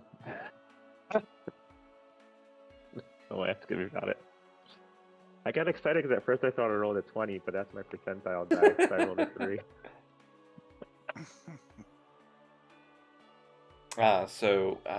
What did you roll? I'm sorry. I rolled a 3. 3. Okay. You go for a swing, but just out of reach. Doesn't quite connect.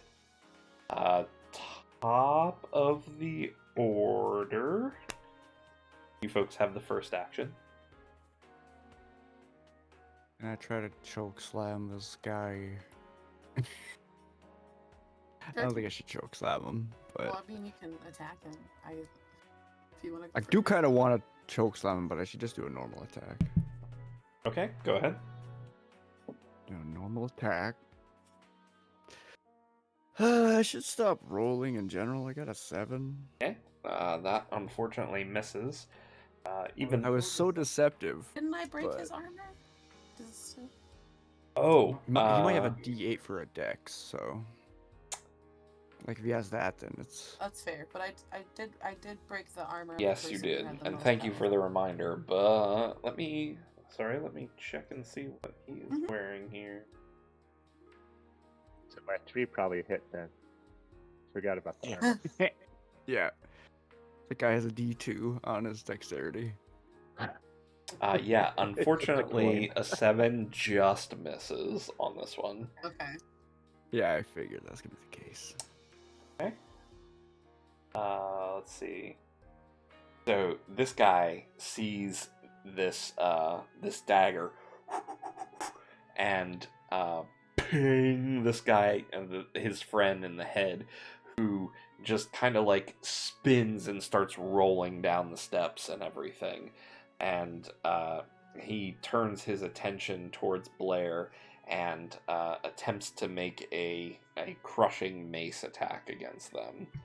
Rolling a 12 to hit. And that's against my defense? Yep. That hits. Okay. That is 14 damage. 14 physical Ow. damage against you. Bonk! And so he kind of finally releases from grappling with Levine and swings that mace. Actually, it's more of like a stabbing motion and kind of chunk, like kind of gets you right in the thigh, like really hard. And there's just, the mace has some slight protrusions that makes that really hurt. So you take a bit of damage from that. Who's next? I'll go next and attack him with my spear. Okay. Zinnia's gonna. Well, if you don't mind, I would say that Zinnia's gonna respond to Blair being attacked because she's been the nicest one. Oh and yeah, just no, you can. Throw another. Spin another hex eye at this dude. Okay. Roll it up. Rolling it up. I think it was double insight. Oh yeah, we could also do Uh, buffs easier in this initiative too, because there's only one guy left. So Where's my sheet? oh, I can also protect people too. I could Oh, have same. forgot that's a thing. It's 11 to hit magically. 11 hits. All right, so that's 17 dark damage and shaken effect. Okay. Sorry, yeah, 17. So, same sort of thing. You kind of draw this creature out of the shadows that are dancing on the walls, and it emerges from behind this guy who is currently pretty happy that he's made a clean strike against Blair, but that happiness turns to horror as this creature starts tearing at him from behind and attempting to like yank him into the wall and slams him over and over and over again. And he takes tremendous damage. He is within an inch of his life now. And at this time, you folks notice another radiant devout charging up the steps. Apparently, someone heard that call for help earlier, and they have now arrived on the scene and are going to take their turn. He runs in and sees the one of the devout on the ground and the other guy just within an inch of his life being just mauled to death by this shadow creature, and is going to attempt to says, "The light banish you," and holds his mace up and attempts to cast Lux at Levine and Zinnia and Blair, who are the only ones that he can really see on this landing here. That is 6 and that is an 8 against magic defense for those of you that I mentioned. That hit anyone? I think I'm the only me. person hit. So that deals 22 light damage to Bean. Dang, that's the same as last time. Yep.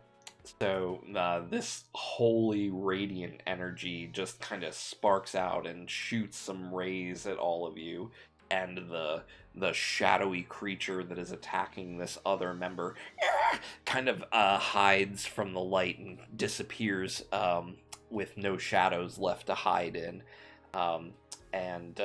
But Blair and Zinnia and Zither all managed to take cover, while Levine kind of turns their attention toward this new one and kind of protects everyone else and kind of holds up their sword and braces for this massive amount. This holy beam of light slams into you. It is the party's turn until the bottom of the initiative order.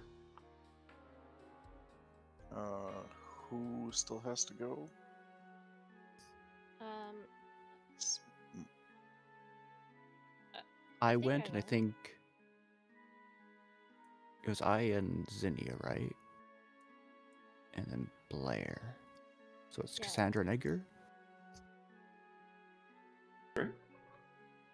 Close to us, been attacked a bunch, and that's the guy I destroyed the armor on, and there's someone coming up, right? Yep.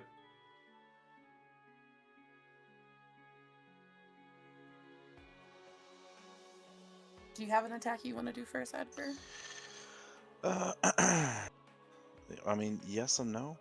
Kind of Okay. hoping that we don't destroy that one guy yet. Oh, the guy that's coming up? No, the guy who just got blasted. Not the new guy. You can attack all you want. Should I use Breach on the new guy? I mean, yeah, why not? I'm gonna attack the new guy with Breach as well and destroy his armor. Okay, roll your attack.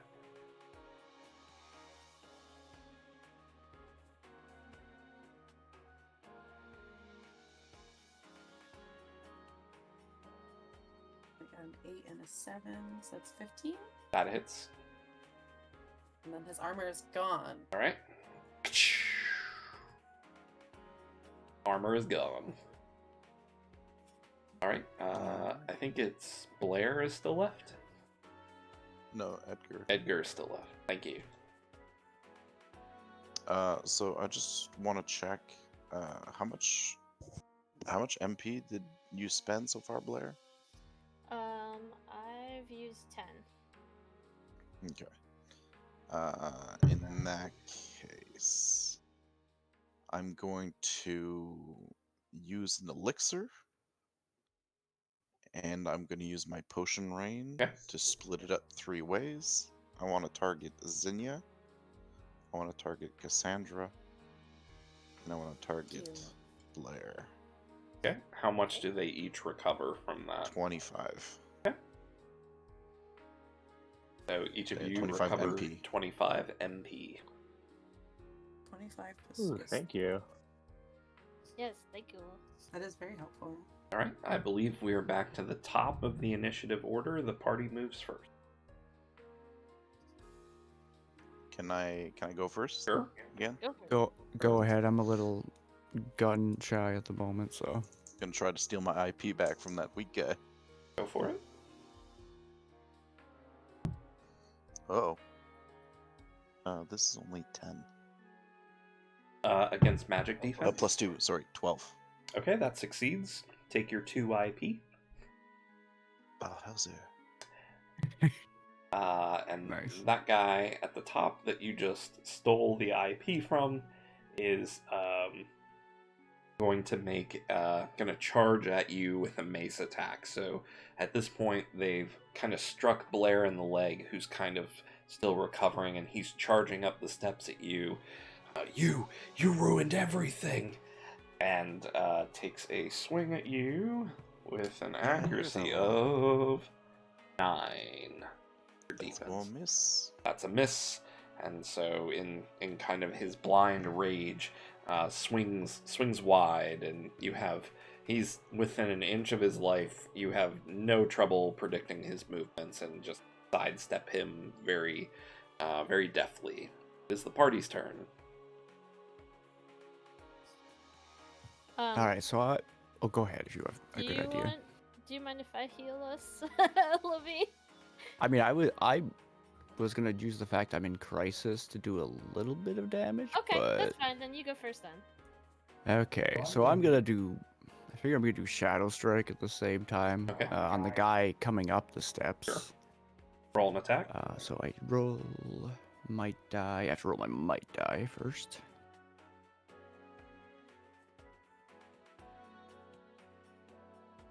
Okay, so I lose 5. No, I lose 5 plus. No, I just lose 5 to that. I think I should make sure I write these down again properly because multiple reasons. Okay.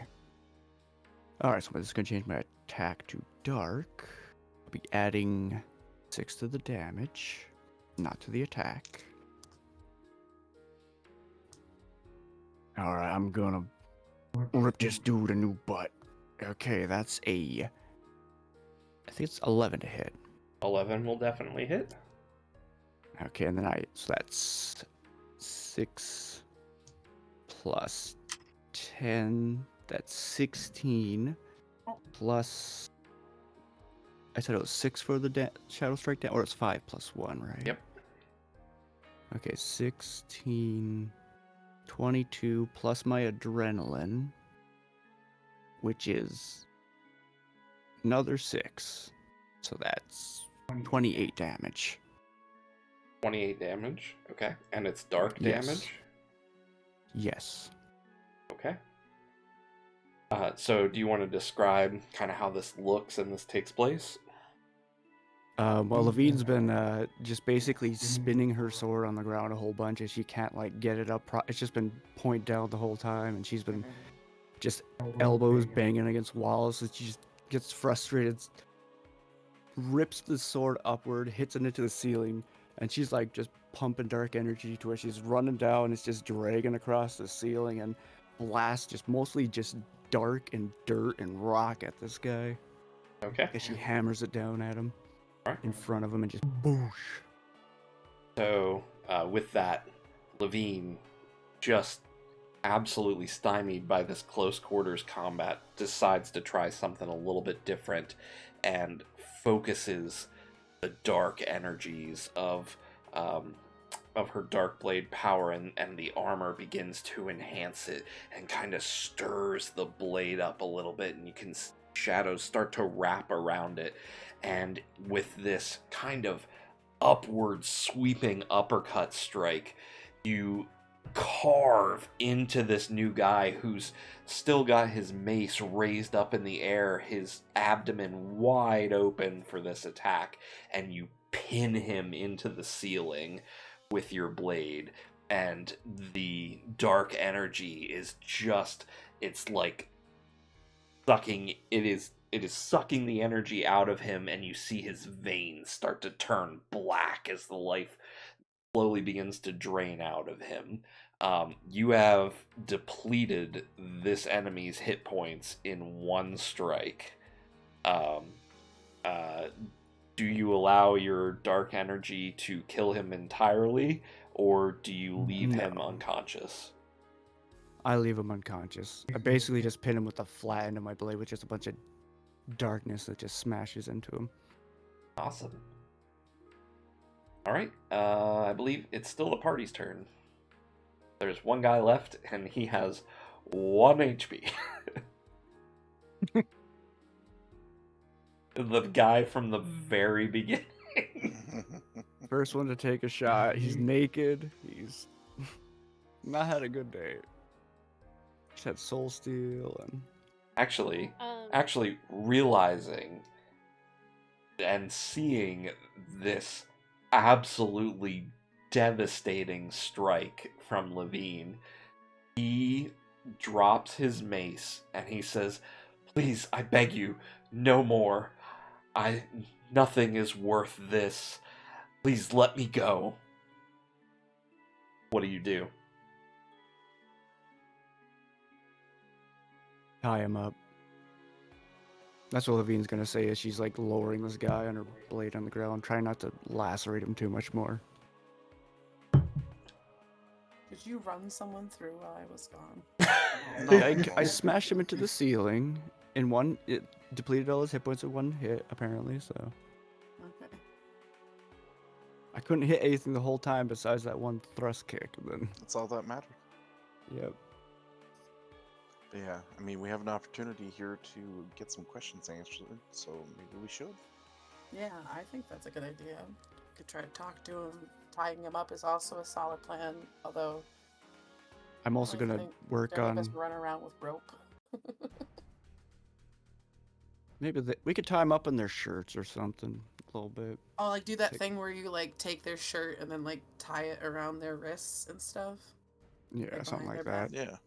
Yeah. Figure do the same with the people who are unconscious at least. So Okay. You have no trouble tying this person up and restraining them. probably bring him to the top of the stairs too, as quickly as we can, just to get him out of the way. Okay. What sort of questions would you like to ask?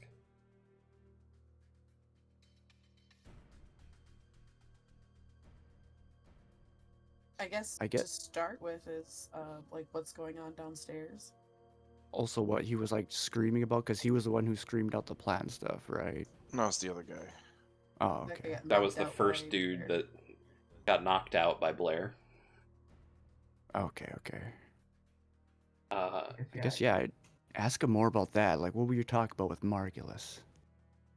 Argulus, I don't know what he's trying to do. He's performing some sort of ritual to some sort of being on another plane. He's trying to coax them into our dimension using the power of the light and a sacrifice. I don't know how he's doing it. A sacrifice or several? I don't know. He said he needed someone totally devoted to the cause and someone diametrically opposed to it in order to make the ritual work. This motherfucker. I don't know, some couple from the commune. We brought them here on the ship. Yes. Okay, well, we need to go down there right now. Yeah. When So were do the? we think he's trying to summon Pendulum though? Oh, I don't think so. I mean, Pendulum's Okay. there. We don't know that he's not trying to. Says, I know the pendulum. This isn't about the pendulum. You know the Pendulum? I know of the pendulum. Oh, I was gonna say, because then you gotta answer some more questions. What's his phone number? Some contact information. I'm pretty sure we could just ask Blair because they. What's his Twitter? They asked him there last time. I just, look away. I'm like, what? Okay, so at this point, A clock is revealed to you, the new one for today. That is a ritual sacrifice. Oh gosh. And that in. Maybe. I'm gonna make him take us there. And I let's mean, see. Combat I took. think we want to just. Combat took, I think, 5 rounds. So that is 6. It definitely, it took a while. Effort. That makes sense. I think we need to just knock this guy out and get down there right now. Do any healing? Like Blair wants to do healing, I'll take that too. Otherwise, I'd be good with just. I It'd would probably be a bad love idea to to. heal. Yeah, I should probably get healed just in case. I don't need to go down first Did round of anyone initiative. else look kind of bad, or is it just me and Levine? I didn't take any damage, so Yeah, me neither. Yeah, I'm in I kept crisis. missing whenever they attacked me, which I Is kept any- forgetting about counterattack. But Zinnia, are you okay, or I don't remember if you got hit. Yeah, they just kept shining that weird light. It didn't bother me. Okay. In that case, then I'm gonna heal me and Levine for 40 hit points. Okay. I'm gonna make that dude tell us the directions to the ritual room. How much did I get healed for? 40. 40. Okay, thank you. Okay.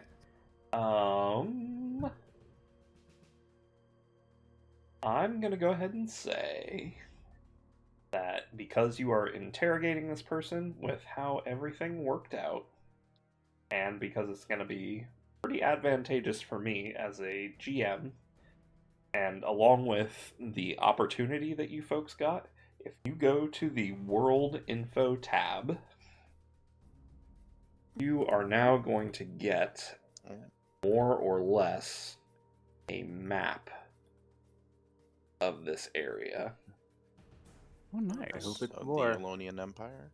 Okay, so we need to get down. Let me know if I should reload or anything like that. Oh wait, I think it's below the Elonian Empire map. Yeah, it is. Okay, Yeah, I see so it it is. now, okay. It's down. You just scroll down. Fancy. Yeah, it's a real clever hiding place. You just scroll down, and there it is. It's been there for It like was 3 months Good now. enough. So Nice. he gives you most of this information. So when you come down the corridor, you're going to come to, and this was designed when the ancient haven was used as a type of shelter. He says there's a mess hall right when you walk in, and a galley right next to it.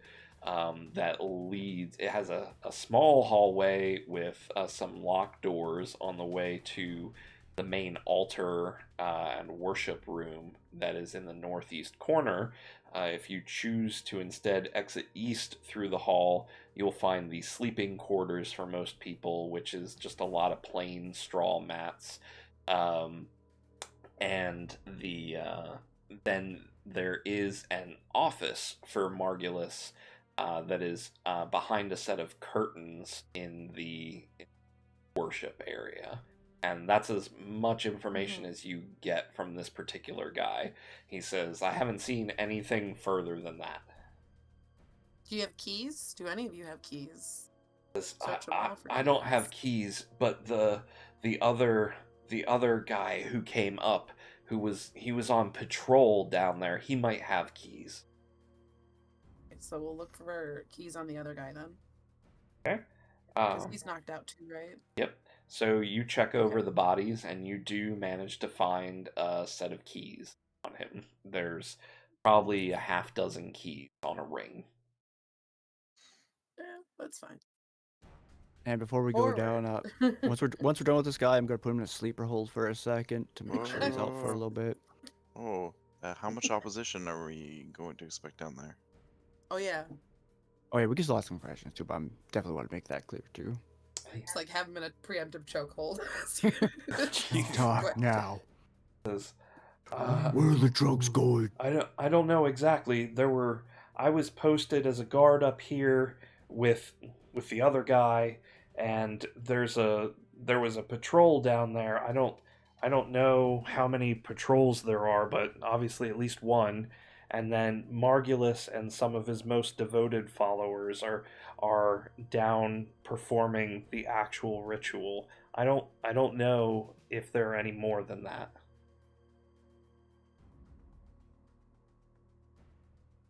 I know we don't love breaking up the party when we can help it, but I will say in this particular circumstance, if we come across another guard, I think it would be good to split up and send people forward with like the key, like in whatever circumstance, to go and stop the ritual, and then we'll like people can take care of the one guard and stuff like that.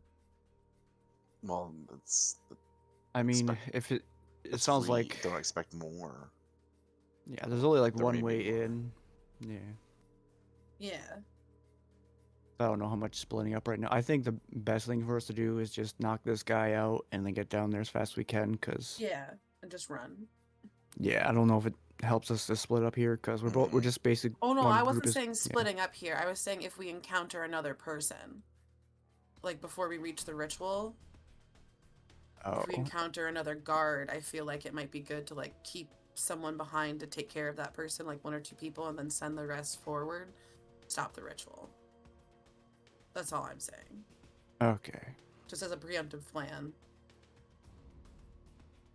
Well, if Okay. Levine takes care of any other guard, like they took care of Mm-hmm. that one, That, he points to was the half- one that you destroyed. that's the reason I was like, leave me in crisis for the first round, but it could Shouldn't- also be dangerous. Shouldn't take any problem. Okay, That shouldn't Alright, take any then. time. let's go. Tally So yeah, ho. Levine's gonna put this guy to sleep and say, take a little nap, and then after she's done with that, Go nappy. Rush down there. Okay. Yeah. So yeah, kind Look of. for a key. Full and on rush down just there. running. I have the keys. all right. So you folks are you have disabled this guy or killed him outright. I put him into a Disabled. sleeper hold. Okay, so Disabled. he went night night. You had no other questions for him. He's out. During this conversation, the clock has advanced one additional section. I knew it. Mm-hmm. Okay. And you folks are advancing down into the dungeon? Or into the Yes. haven shelter? Yes. Alright. Yes. Give me 1 second to do here. Yeah, I think for Levine at this point, for Levine too, I think she's more about making noise right now to get Margulis' attention more than anything. Less stealth at this point, now that we know there's a ritual going on. Okay. So Actually, you folks, can I just before we go real quick, can I that amulet that was absorbing the fire, can I like snag that from the one guy whose armor didn't get destroyed? sure. Yeah, absolutely. It's a smart idea. Like even if it's not actually functional, if it's not an actual accessory, I just want to grab it to research. All right. Go ahead and roll. Roll me a double willpower check, please. Oh, all right. Your difficulty class is. What's your willpower die? It's a D8. D8. The difficulty class is 10. Okay, well, that's doable. I believe in you. I got an 11, 7 and a 4. Nice. Okay. So you lift this amulet off of him, and it has the symbol of the commune of radiance on it, which you recognize. It's similar to the ones on your badges. However, whenever you pick it up, it starts to glow in your hands and get red hot, and you drop it before it's able to burn you, and it turns to ash on the ground. It seems to be bound Dang. to the wearer. Also, before I forget, I want to mention to Blair, good job knocking that guy out with the hilt of your dagger. Well thrown. Although that's right, she is letting out her doggy, but I wanted to. Yeah. All right. I heard it. Thank you. You're welcome. So, are you folks now moving into the dungeon proper? Yes. Yeah, I think it's time to rush it. Okay. So you folks are travel down into the mess hall. You look around, and it's mostly empty tables. It is torch lit,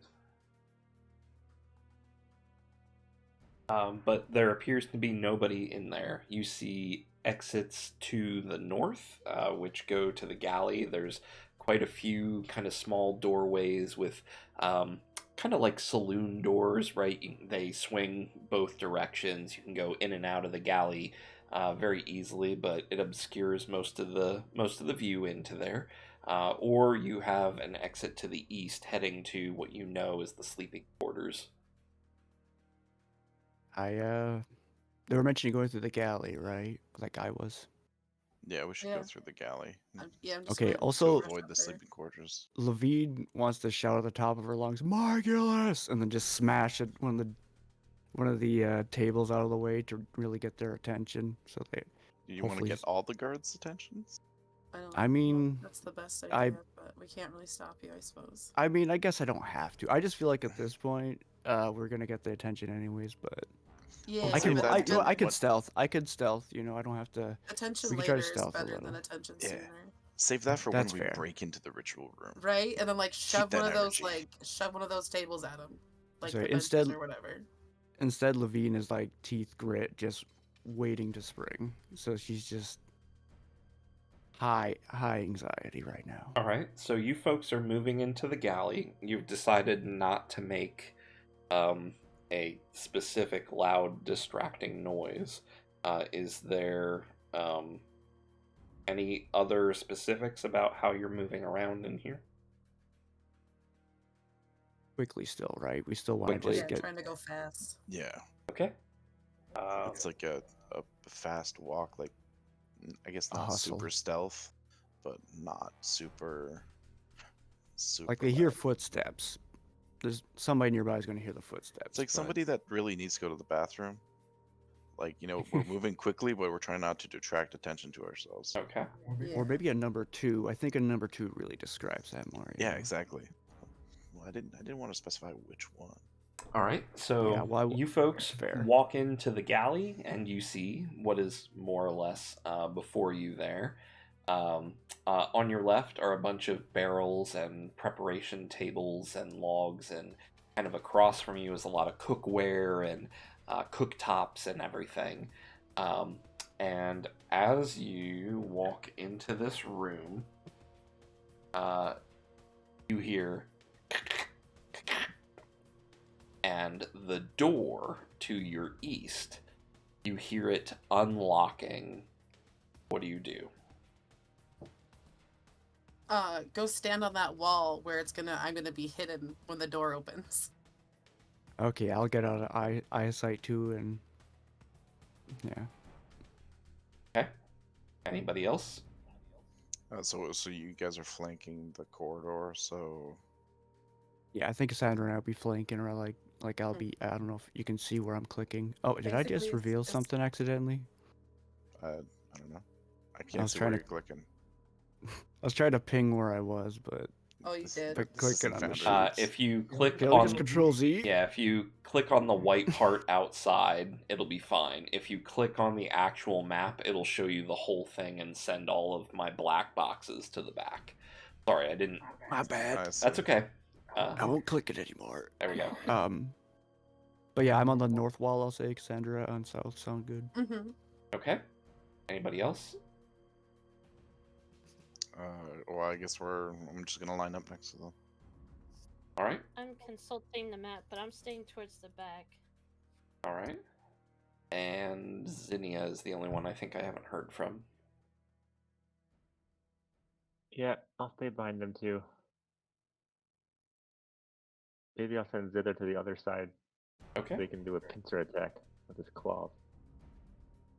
All right. And are you are you all attempting to hide or just waiting to ambush? Hiding around the corners and waiting for whoever comes through to hopefully ambush, right?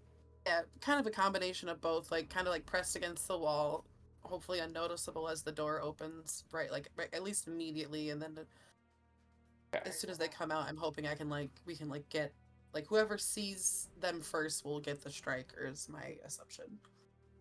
Dokie.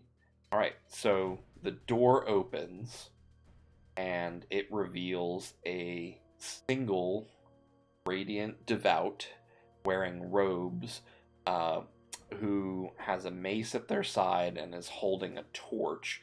Most of the rest of the room is fairly dark. And as the door opens up, the light is kind of cast into the room, and I'd like everybody to. No, actually, I'm gonna roll a perception check on all of you. Oh no.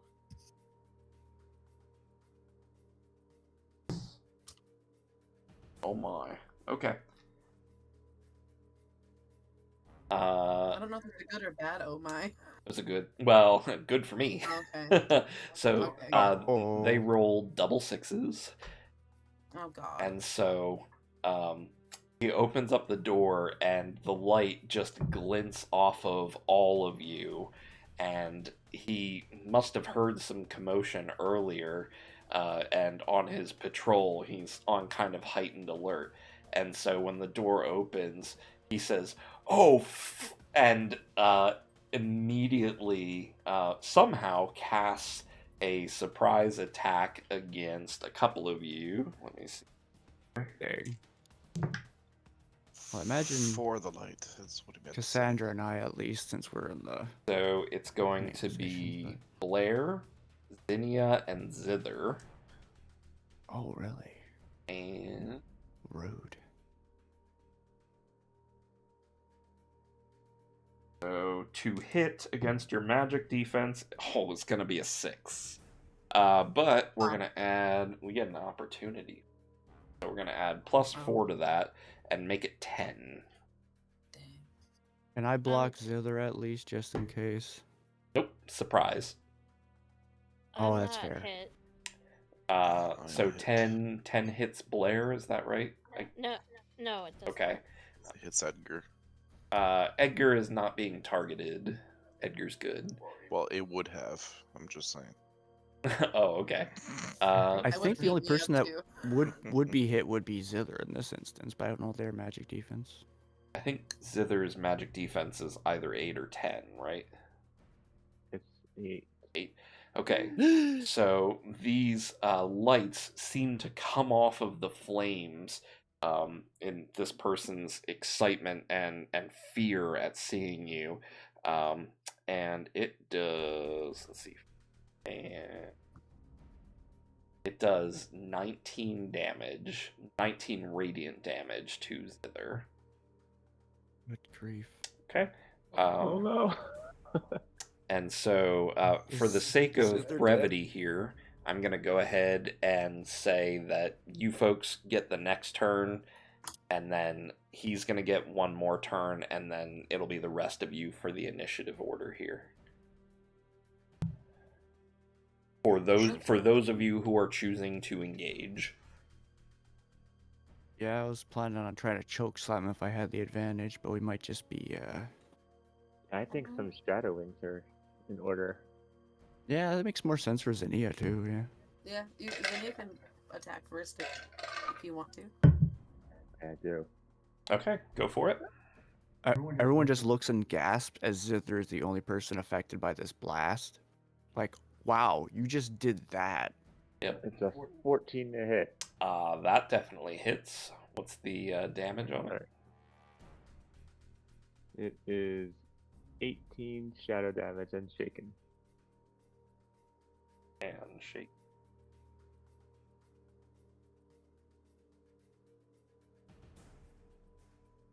Okay. So you concentrate on the shadows and cause them.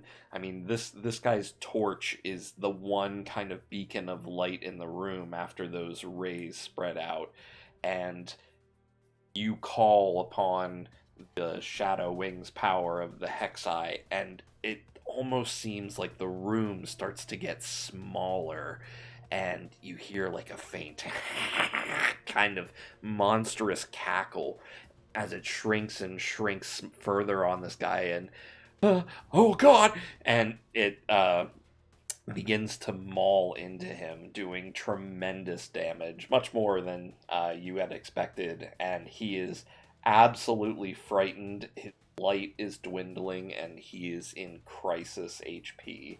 And he is going to cast just another Lux spell in panic at following. He doesn't have enough mind points for 3 targets. Going for Edgar and Levine, it looks like. Probably as good as he could have done for magic defense target. That is a 12 to hit versus your magic defense. That hits. Alright, so Yeah. Who's it Absolutely. targeting? Edgar and Levine, Oh, okay. that does 22 radiant damage to each. Spicy. Alright, and so he just, it seems like his holy energy is kind of out of control as he's trying to fight off the darkness, but somehow these 2 beams of light seem to strike you, and it feels almost like a really light spear has lanced through each of you, Edgar in the leg and Levine in the shoulder. It is now the party's turn until the bottom of the initiative order. And you may, on your turn, choose to engage or to continue if you.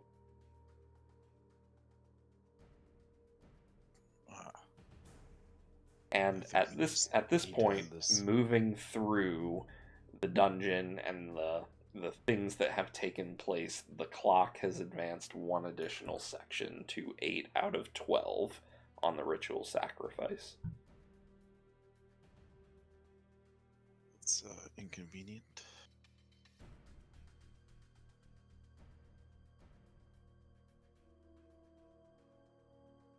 Well, I guess in retort to having been luxed, I'm just gonna take a shot at him. Okay, roll an attack.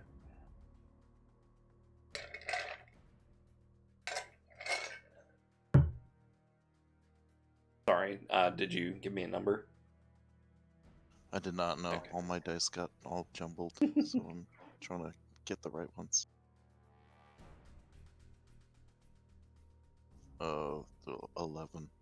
11. 11 hits. Oh, alright. That's 8 plus 18. 18 ice damage. Okay. Would you like to describe? Okay, I was wondering if I could get that damage again. I got a little distracted with something. 22. Our kid's chair broke. Oh, that's okay. Yeah, Yeah, it was 22 damage to Levine and Edgar. that's every time. I roll lots of 7s. What's Okay, it too check small? that. Usually what's when my the- kid's chair breaks, it's because some blonde-haired girl comes into the woods and sits in it. Yeah, it's like the full like leg of the rolly chair like snapped Oh, up no. because it's made out of metal. Oh dear.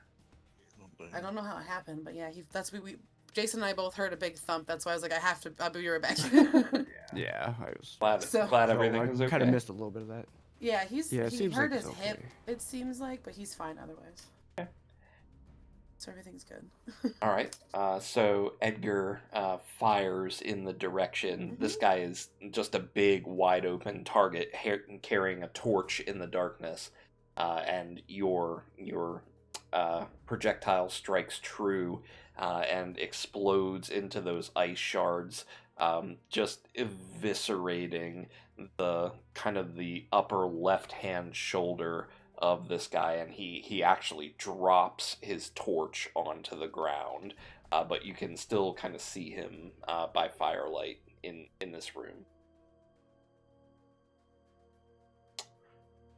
Anyone else in the party? Let's see.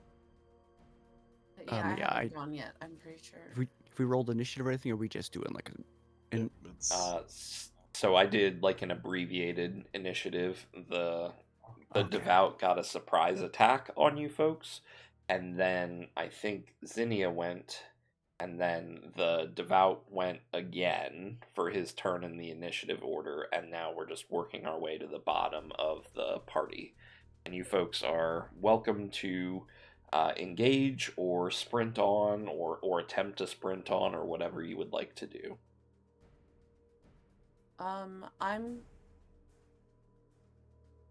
I kind of want to actually just like burst past him at this point. Yeah, I but- kind of want to as well. Because his shoulder is apparently gone. So I don't feel Yeah, very yeah. threatened by him anymore. I guess Cassandra and I. honest. Well, I mean, we one of us should stick with this guy, I guess. I have the but- keys, is the thing. Oh yeah, I was gonna plan So on I kicking could rush doors down. forward. Yeah. and Okay, you I'm gonna could- go. I'm gonna go and you for could- attack you on could this attack guy. first, and then we'll see what happens. Yeah, I'm gonna try to just blast past this guy with just charging him with the Okay. blade into my sword. All right, go for it.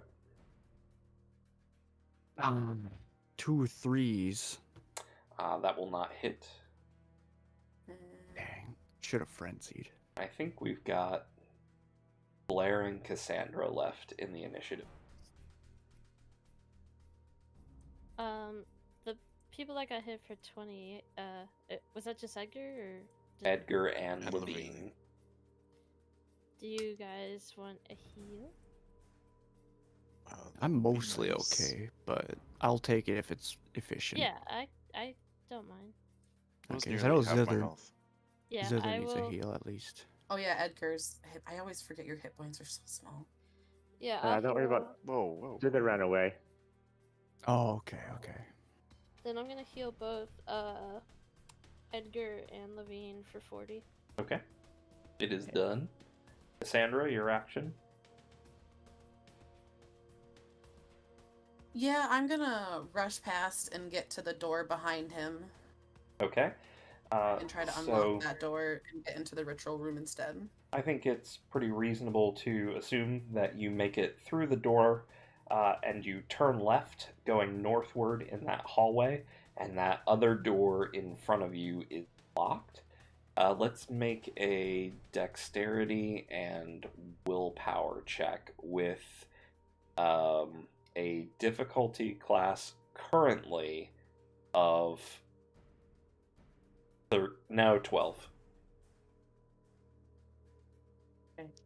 Because you were trying to do this Nice, quickly nice. and in relatively low light. And I'll just say that I'm like basically giving her room by swinging at the guy and Get a 10. A 10? Mm-hmm. Okay. So, Levine calls to Cassandra, "Go, run ahead, get the doors open." And so Cassandra kind of pushes past and sprints up to the next door and starts frantically looking through keys and tries a couple of them, but hasn't found the right one just yet. We are now back at the top of the initiative order. should we let Cassandra try to go again on those Try the keys again. Sure, go ahead. Your difficulty class is Dexterity. now 9. Okay, so dexterity and willpower, you said?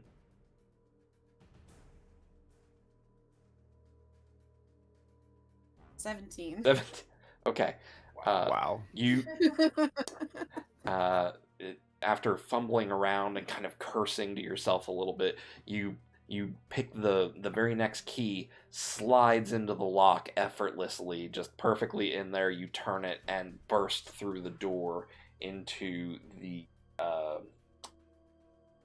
worship room, which is much more well lit.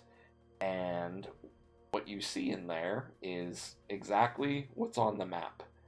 There's a bunch of chairs and a bunch of pews and an altar and the curtains and all the torches around, but it's otherwise empty. There are no people currently. Can I sprint ahead during my turn and get into the next room up there that I see where those curtains are? I'll say that you can make it through the room up to just the outside of the curtains there. Okay. Let's see. Then Radiant Devout will go. He doesn't really have any recourse left. He's out of mind points. He is bleeding out. He is going to make an attack at someone here. Let's find out who. I need a D4. That is... Nope, can't hit Cassandra. I mean, I'm probably going to protect whoever it is anyways. But... Okay. He's going to Let him attempt try. to hit Blair with an attack here. No, yeah. I'm getting in his face, regardless. Protect, I mean, using the protect action. That For skill. is 8 to hit. Is this Doesn't hit me. regular or magic? Yeah, regular defense. It doesn't hit me either. Well, then, just in his haste and his fury, he just charges at Blair and swings and just narrowly misses Blair. It's just kind of like Levine just kind of jams their shoulder into him as he runs by, and so he makes a really weak kind of reaching attack for Blair and does not connect. It is now the rest of the party's turn until the bottom of the initiative order. And this guy is looking really rough. He's been mauled by a shadow beast, and most of his shoulder has been blown off by Edgar at this point. If anybody wants, I can try to just finish this guy off, or I can get an encouragement from Blair. I don't know what the magic points cost is on that, but It's 5 mana points. I can burn that and encourage you, and then I'm gonna have to probably drink another elixir. maybe I'll just try to smash this guy without it. He's gotta can- hit him once, right? Go ahead. Zinnia has some good words. She can encourage you. Yeah, there you go. Yeah, I'll take it if it wants to give it to me before I do my roll. Yeah. Zinnia says you're the best swinger I've ever seen. I've met some really good swingers. Oh dang! What? Well, hold up. Zinnia, you I are a got child. questions for Zinnia. Yeah, well, this is. She doesn't know what she means. She doesn't know what you guys think she means. She says,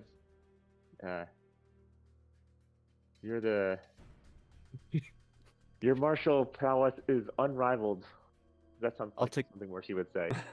Yeah, it makes more sense. But I was gonna say I'll still take the swinger stuff. So Levine, you can but- almost see the question marks above Levine's head, and then just kind of swells with power. Go ahead and increase your die size for your next move, Levine. It's gonna be my willpower. I'm gonna roll 2d10s. No, not my willpower. My dexterity is gonna be 2d10s Okay. with the swiftness of a swing. Roll it up. 14 plus 1, 15 to hit, 15, that hits. And the damage. and it 19 damage. That's going to be more than enough to finish this enemy off. How is that taking place? What is this? What are some of these things on the corners of this doorway you were mentioning here? Is it like a table or something? Yeah, those are like open top cooking pits type kind of thing. Like you could easily put a Ah. cauldron on there, or you could kind of cook over kind of a makeshift grill type kind of thing. Yeah, I was thinking about just either chokeslamming through it or ramming him with the flat end of my sword through it, just smashing him into it. All right.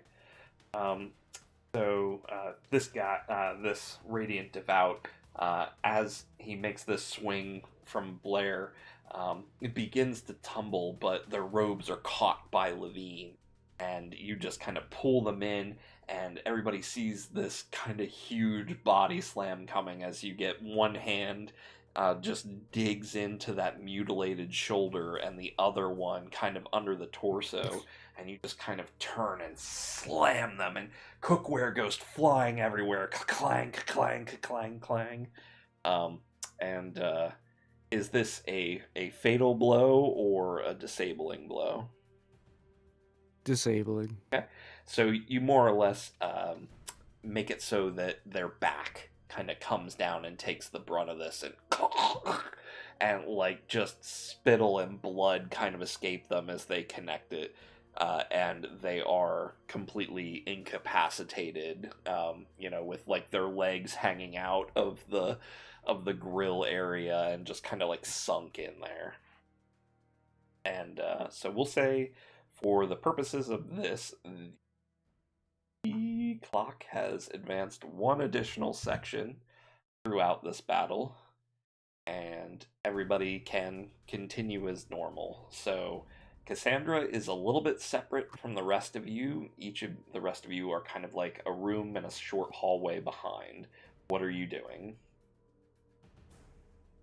I mean, I'm- running after Cassandra. I'm But- going into the curtains. Okay. Cassandra bursts into the curtains, and you see you see kind of this nice office space where most of the rest of this bunker, like this underground subterranean structure, has mostly had like stone tiles and carved walls and everything. This has actual like nice tiles in it, and the books course. are meticulously kept, and there's some papers sitting out on the desk in front of this beautiful embroidered like red velvety very throne looking chair, and behind this chair are two large statues of unknown origin, possibly referencing a time when the ancient hate. You don't recognize them specifically in any way. And behind that is a fireplace that is blazing. So that's what you see when you run in there. You can possibly do one more thing before we're going to shift back to everybody else. Is there a thing I can use to put out the fire? I don't know. Is there a thing you can use to put out the fire? Can I look around for something to put out the fire? I suppose I could also just use Ventus on it. I feel like it'd be a low level thing to attack. It is up but to that's you. a lot of MP to just expend right away. So I'm gonna yeah, screw it, because I can always expend stuff later to buy MP. Okay. I'm gonna cast Ventus on the fire. All right. Try to put it out. Roll a magic You attack. not want me to? You're not there. You want? Roll a magic attack.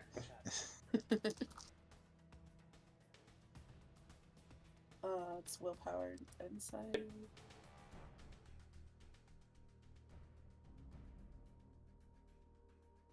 I'm wondering if Levine- that's the thing that I need to. I'm wondering if the fire going out will open a secret passageway, or if there's something else I need to like push. But I'm going on the assumption of light being the key. I got a 10. 10. Yeah. This huge blast of wind comes from behind you as you kind of put both of your hands out, and the fire flickers, it's blowing in the wind, and it's out, and the coals are smoldering on the ground, and there's a lot of smoke beginning to fill the room. Oh, let's. Make So it's not a double insight check for me, if you would, please. I know as like an actual person, I don't know if Cassandra knows this, but the smoke filling the room means that the chimney isn't working. Gasp. That sounds like a sign. critted. You critted. Yeah. Okay. Well, think about what you want your opportunity to be. But you notice that before the smoke starts to cloud your vision here, that there is something behind the fireplace, that it appears to be two ways. And you can see that the tiles in this kind of ornate chamber seem to continue behind the fireplace a little bit, and something a little bit further beyond that. Let's shift our focus back to the rest of the party. What are you folks doing? I'm sprinting on over there. I'm burning some inventory points to procure an elixir and drink it while I run after everybody. That checks out too. Anybody else? I'm just running after Cassandra. Full sprint. Okay. Yeah. And what about Zinnia?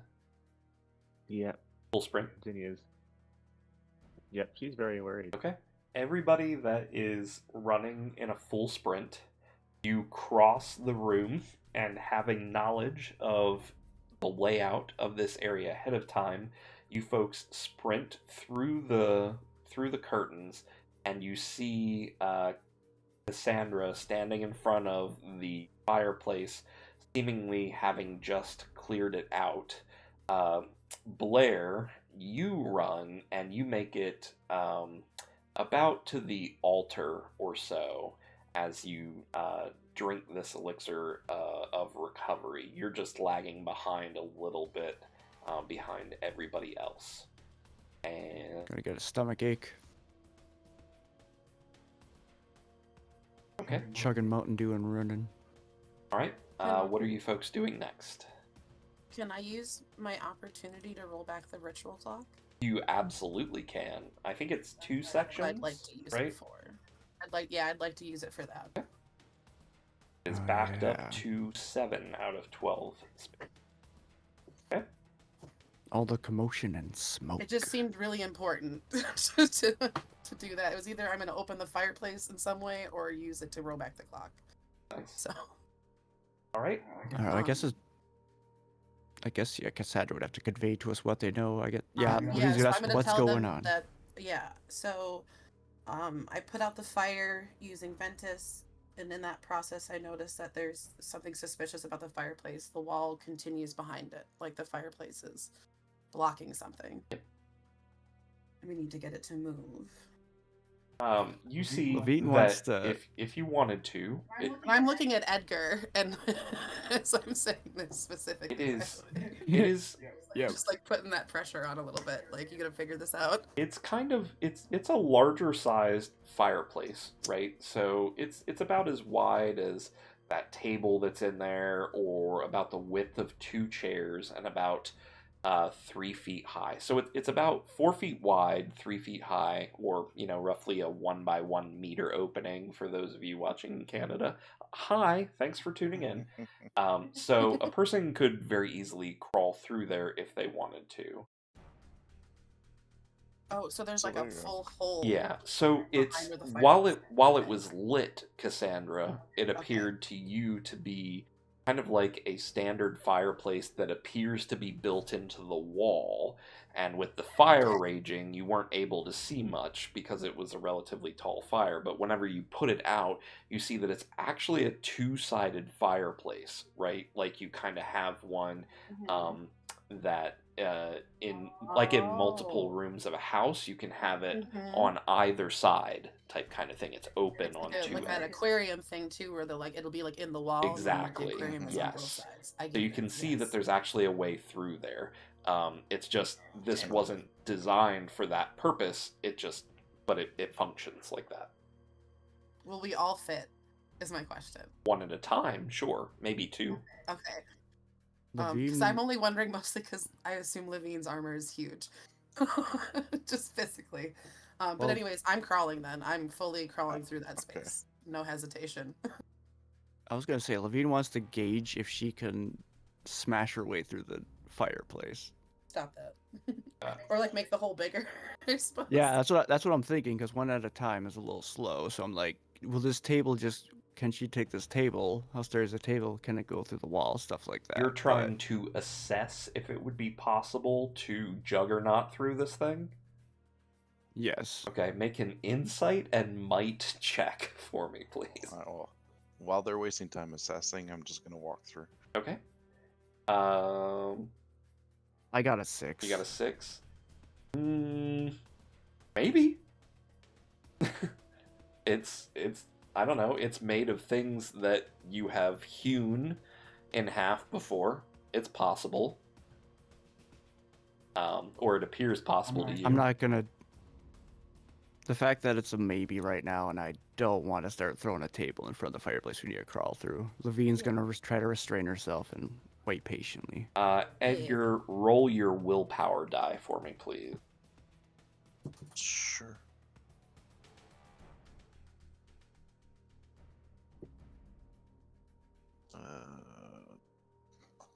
D8. 8. Really? Okay. I rolled a 7. Yeah. You managed to crawl through quickly enough. It is hot, but you don't burn yourself or take any damage. Well, when I get up on the other side, can I grab my cannon and shoot ice Absolutely. into it to cool it down? Okay. You do so.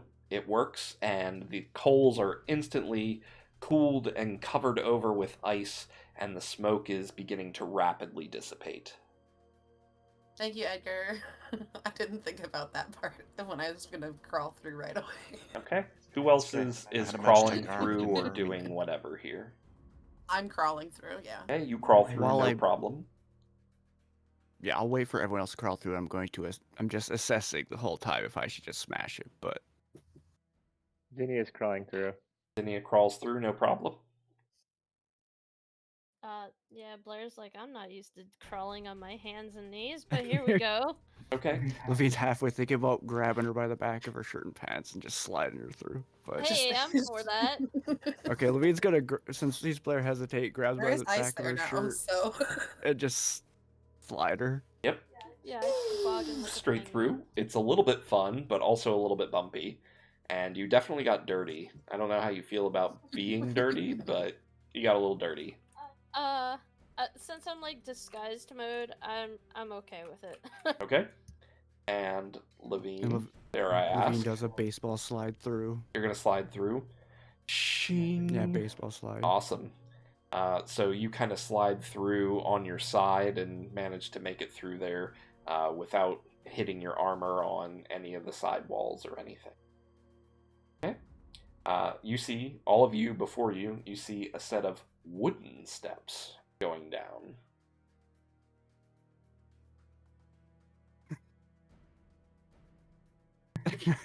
What hold on if I a should keep second, I have to sliding? just, look at my character sheet really quick. Probably Cassandra and first. Edgar in the Yeah, initiative. I'm so I'm just running down the steps. Like once I got crawled out and I saw the steps, I'm gonna like maybe not like I guess maybe not run, but like try to get down them quickly and like peek around the corner because like we don't see any people like immediately. Nope. At the You do bottom not. of the steps when we. Yeah. Let's have everybody make an insight and willpower check for me, please. Okie dokie. Separately. oh, separately. Yep. Okay. Is it double insight or just Insight and willpower. Okay. I got a 15 on that one. Ooh, Wait, 15. Wow. I have a 10. I have a 9. Wait, are we making? Me? You said we're making this got it. separately? Yep. As an individually.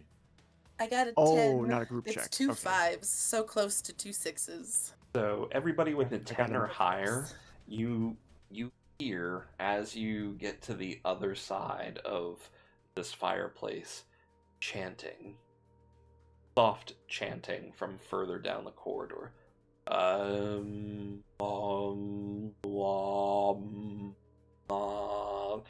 And that's the sound that you hear coming from just down the steps. What will you do? The sacrifice has progressed one more section here. Yeah, I'm running. Then screw like waiting. I'm just gonna run down, and then assess the situation, and then kind of go from there. Cause like I don't know exactly what I'm gonna come upon when I see it, but I do feel like I might wanna.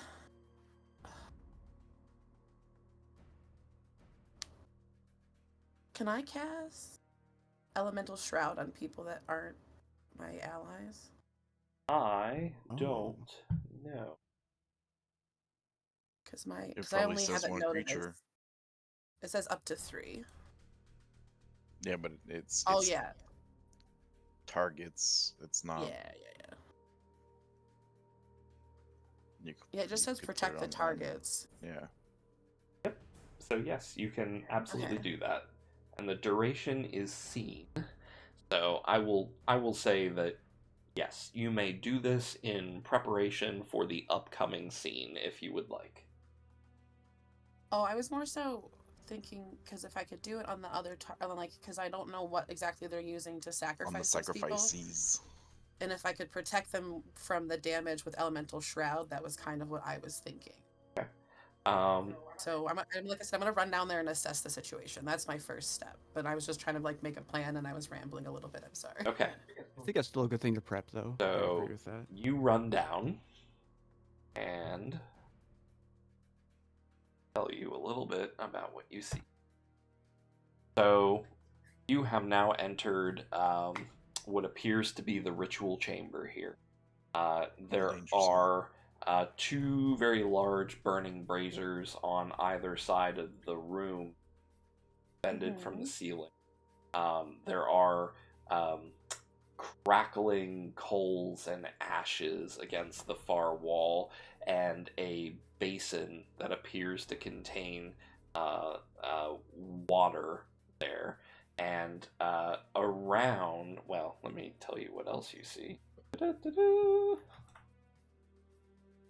So you walk into the room, and on the other side of the map here, you will see kind of an altar. So it's a simple stone and wooden altar. Not necessarily what you might have expected from this. It's very simple and kind of a lowly lit kind of, but some sort of like paper lanterns almost that are causing a very uniform pattern of light to light up the room along with these braziers overhead.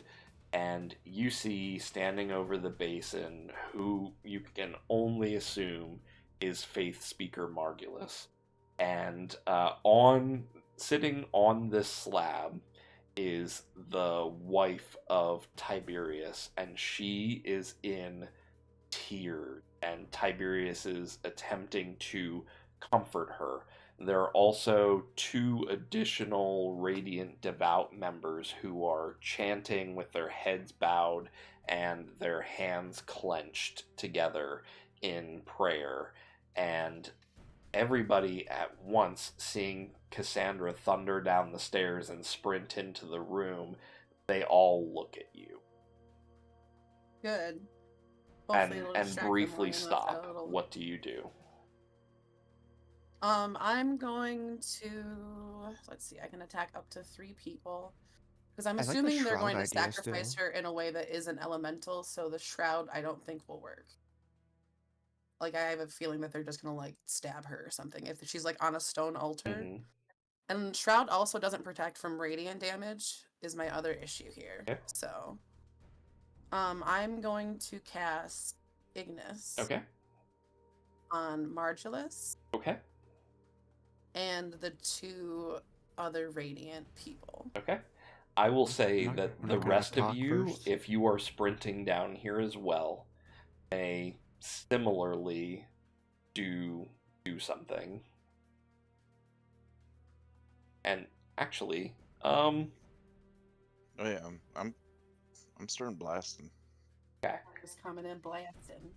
Levine doesn't even hear the stuff going on as everyone else is running down the stairs, but she's the last in line, so she just jumps down the stairs after everyone's getting down it, and she just smashes into the ground before she sees the spectacle. Okay. Great, dice, be nice to me so I can save this lady. All right. So, Blair and Zinnia, are you two arriving down there as well, or are you kind of more staying on the steps and seeing what happens? I'm coming down to you. Okay.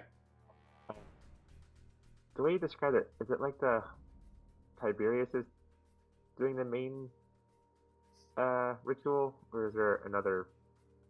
Like Margulis is probably the person that's doing the actual incantation, right? The Radiant Devout, that are the two of them that are there, that are separate from Tiberius and his wife and Margulis, seem to have their heads bowed and chanting as part of the ritual. And Margulis, at this point, seems to have cleaned his hands in the basin. Like he's performing some sort of purification type kind of thing. And he's standing there with his hands dripping over this basin right now when he notices you folks come in. Yeah, Tiberius is gonna get executed as well, so... One of my Looks dice like fell on the first. floor, and it didn't land properly. Don't worry Can I re-roll? about your dice just yet. I need to know what Blair is Okay. doing. Oh, okay, that's fair. Is Tiberius's wife injured? Like, you said she was crying, but I didn't really get any impression if she was hurt or not. She is crying. Roll me a double insight check if you are coming around the corner and looking. Yeah, I'm gonna look.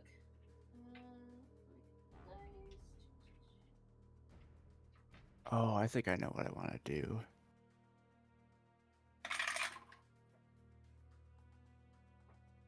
Seven. That sucked. Okay. From where you're standing, she does not appear injured, but she does appear restrained on this altar, like she couldn't get away. Not in any means that couldn't be undone. Very simple, like manacles and a little bit of rope, and that's it. It seems that Tiberius is there trying to comfort her and get her to go along with it, that kind of thing. And I guess don't like the him. next thing I need to ask is, we are at midnight Eastern time. This is when I had planned to stop, because I know that some folks are traveling and in different time zones. Is this where we should stop for the night? Because I think the next sequence of events is probably going to take at least an hour. I do think Yeah, it's a that good makes place to sense. stop, to be honest. Yeah, I agree with stopping. Okay. It's a good cliffhanger. So Appreciate as that. you folks turn the corner, right? Blair, you draw your dagger and hold it in your hands, and you can feel the energy coursing through it, and it begins to brighten slightly. Levine crashes, thunders, and kind of superhero kind of landings, 3-point landing down into the floor, causing dust and splinters to erupt from that area. And you pull the sword out from behind your back and slam it into the ground, and the shadows begin to emanate from your armor and your being and kind of coalesce into this dark mist on your sword. And Edgar, you come around the corner and kind of check your goggles a little bit and point your gun at who you're pointing your gun at right now. Absolutely, Margulis. Margulis. And let's see, and Cassandra, you pull out your spear, and fire begins to swirl around it, and you kind of put the spear behind your back and hold your hand out, and a ball of fire begins to form in your hands. Also, I assume pointed at Margulis, correct? Yes. And let's see, who have I missed? And Zinnia, you get Zinnia. down to the bottom, and Zither rejoins you, and you put your arms out in kind of this bestial pose, right? And you can start to feel the energy of the creatures you have seen before, and you can feel Zither starting to lend you the energy of nature and animals for this upcoming battle. And Margulis man. looks at all of you with his hands still dripping, kind of flicks the water off into the basin, and he takes a small towel and begins to kind of wring his hands and dry them together. And he's, interlopers, but you're too late. And not stop the summoning. And that's where we're going to end for tonight. And you folks will, remind me, get a surprise round whenever we start this upcoming conflict. And Question. yeah, No one's eloping tonight, Margulis. This is a scene, and Margulis just yes, entered it. you absolutely all get a Fabula point for arriving with Margulis on the scene.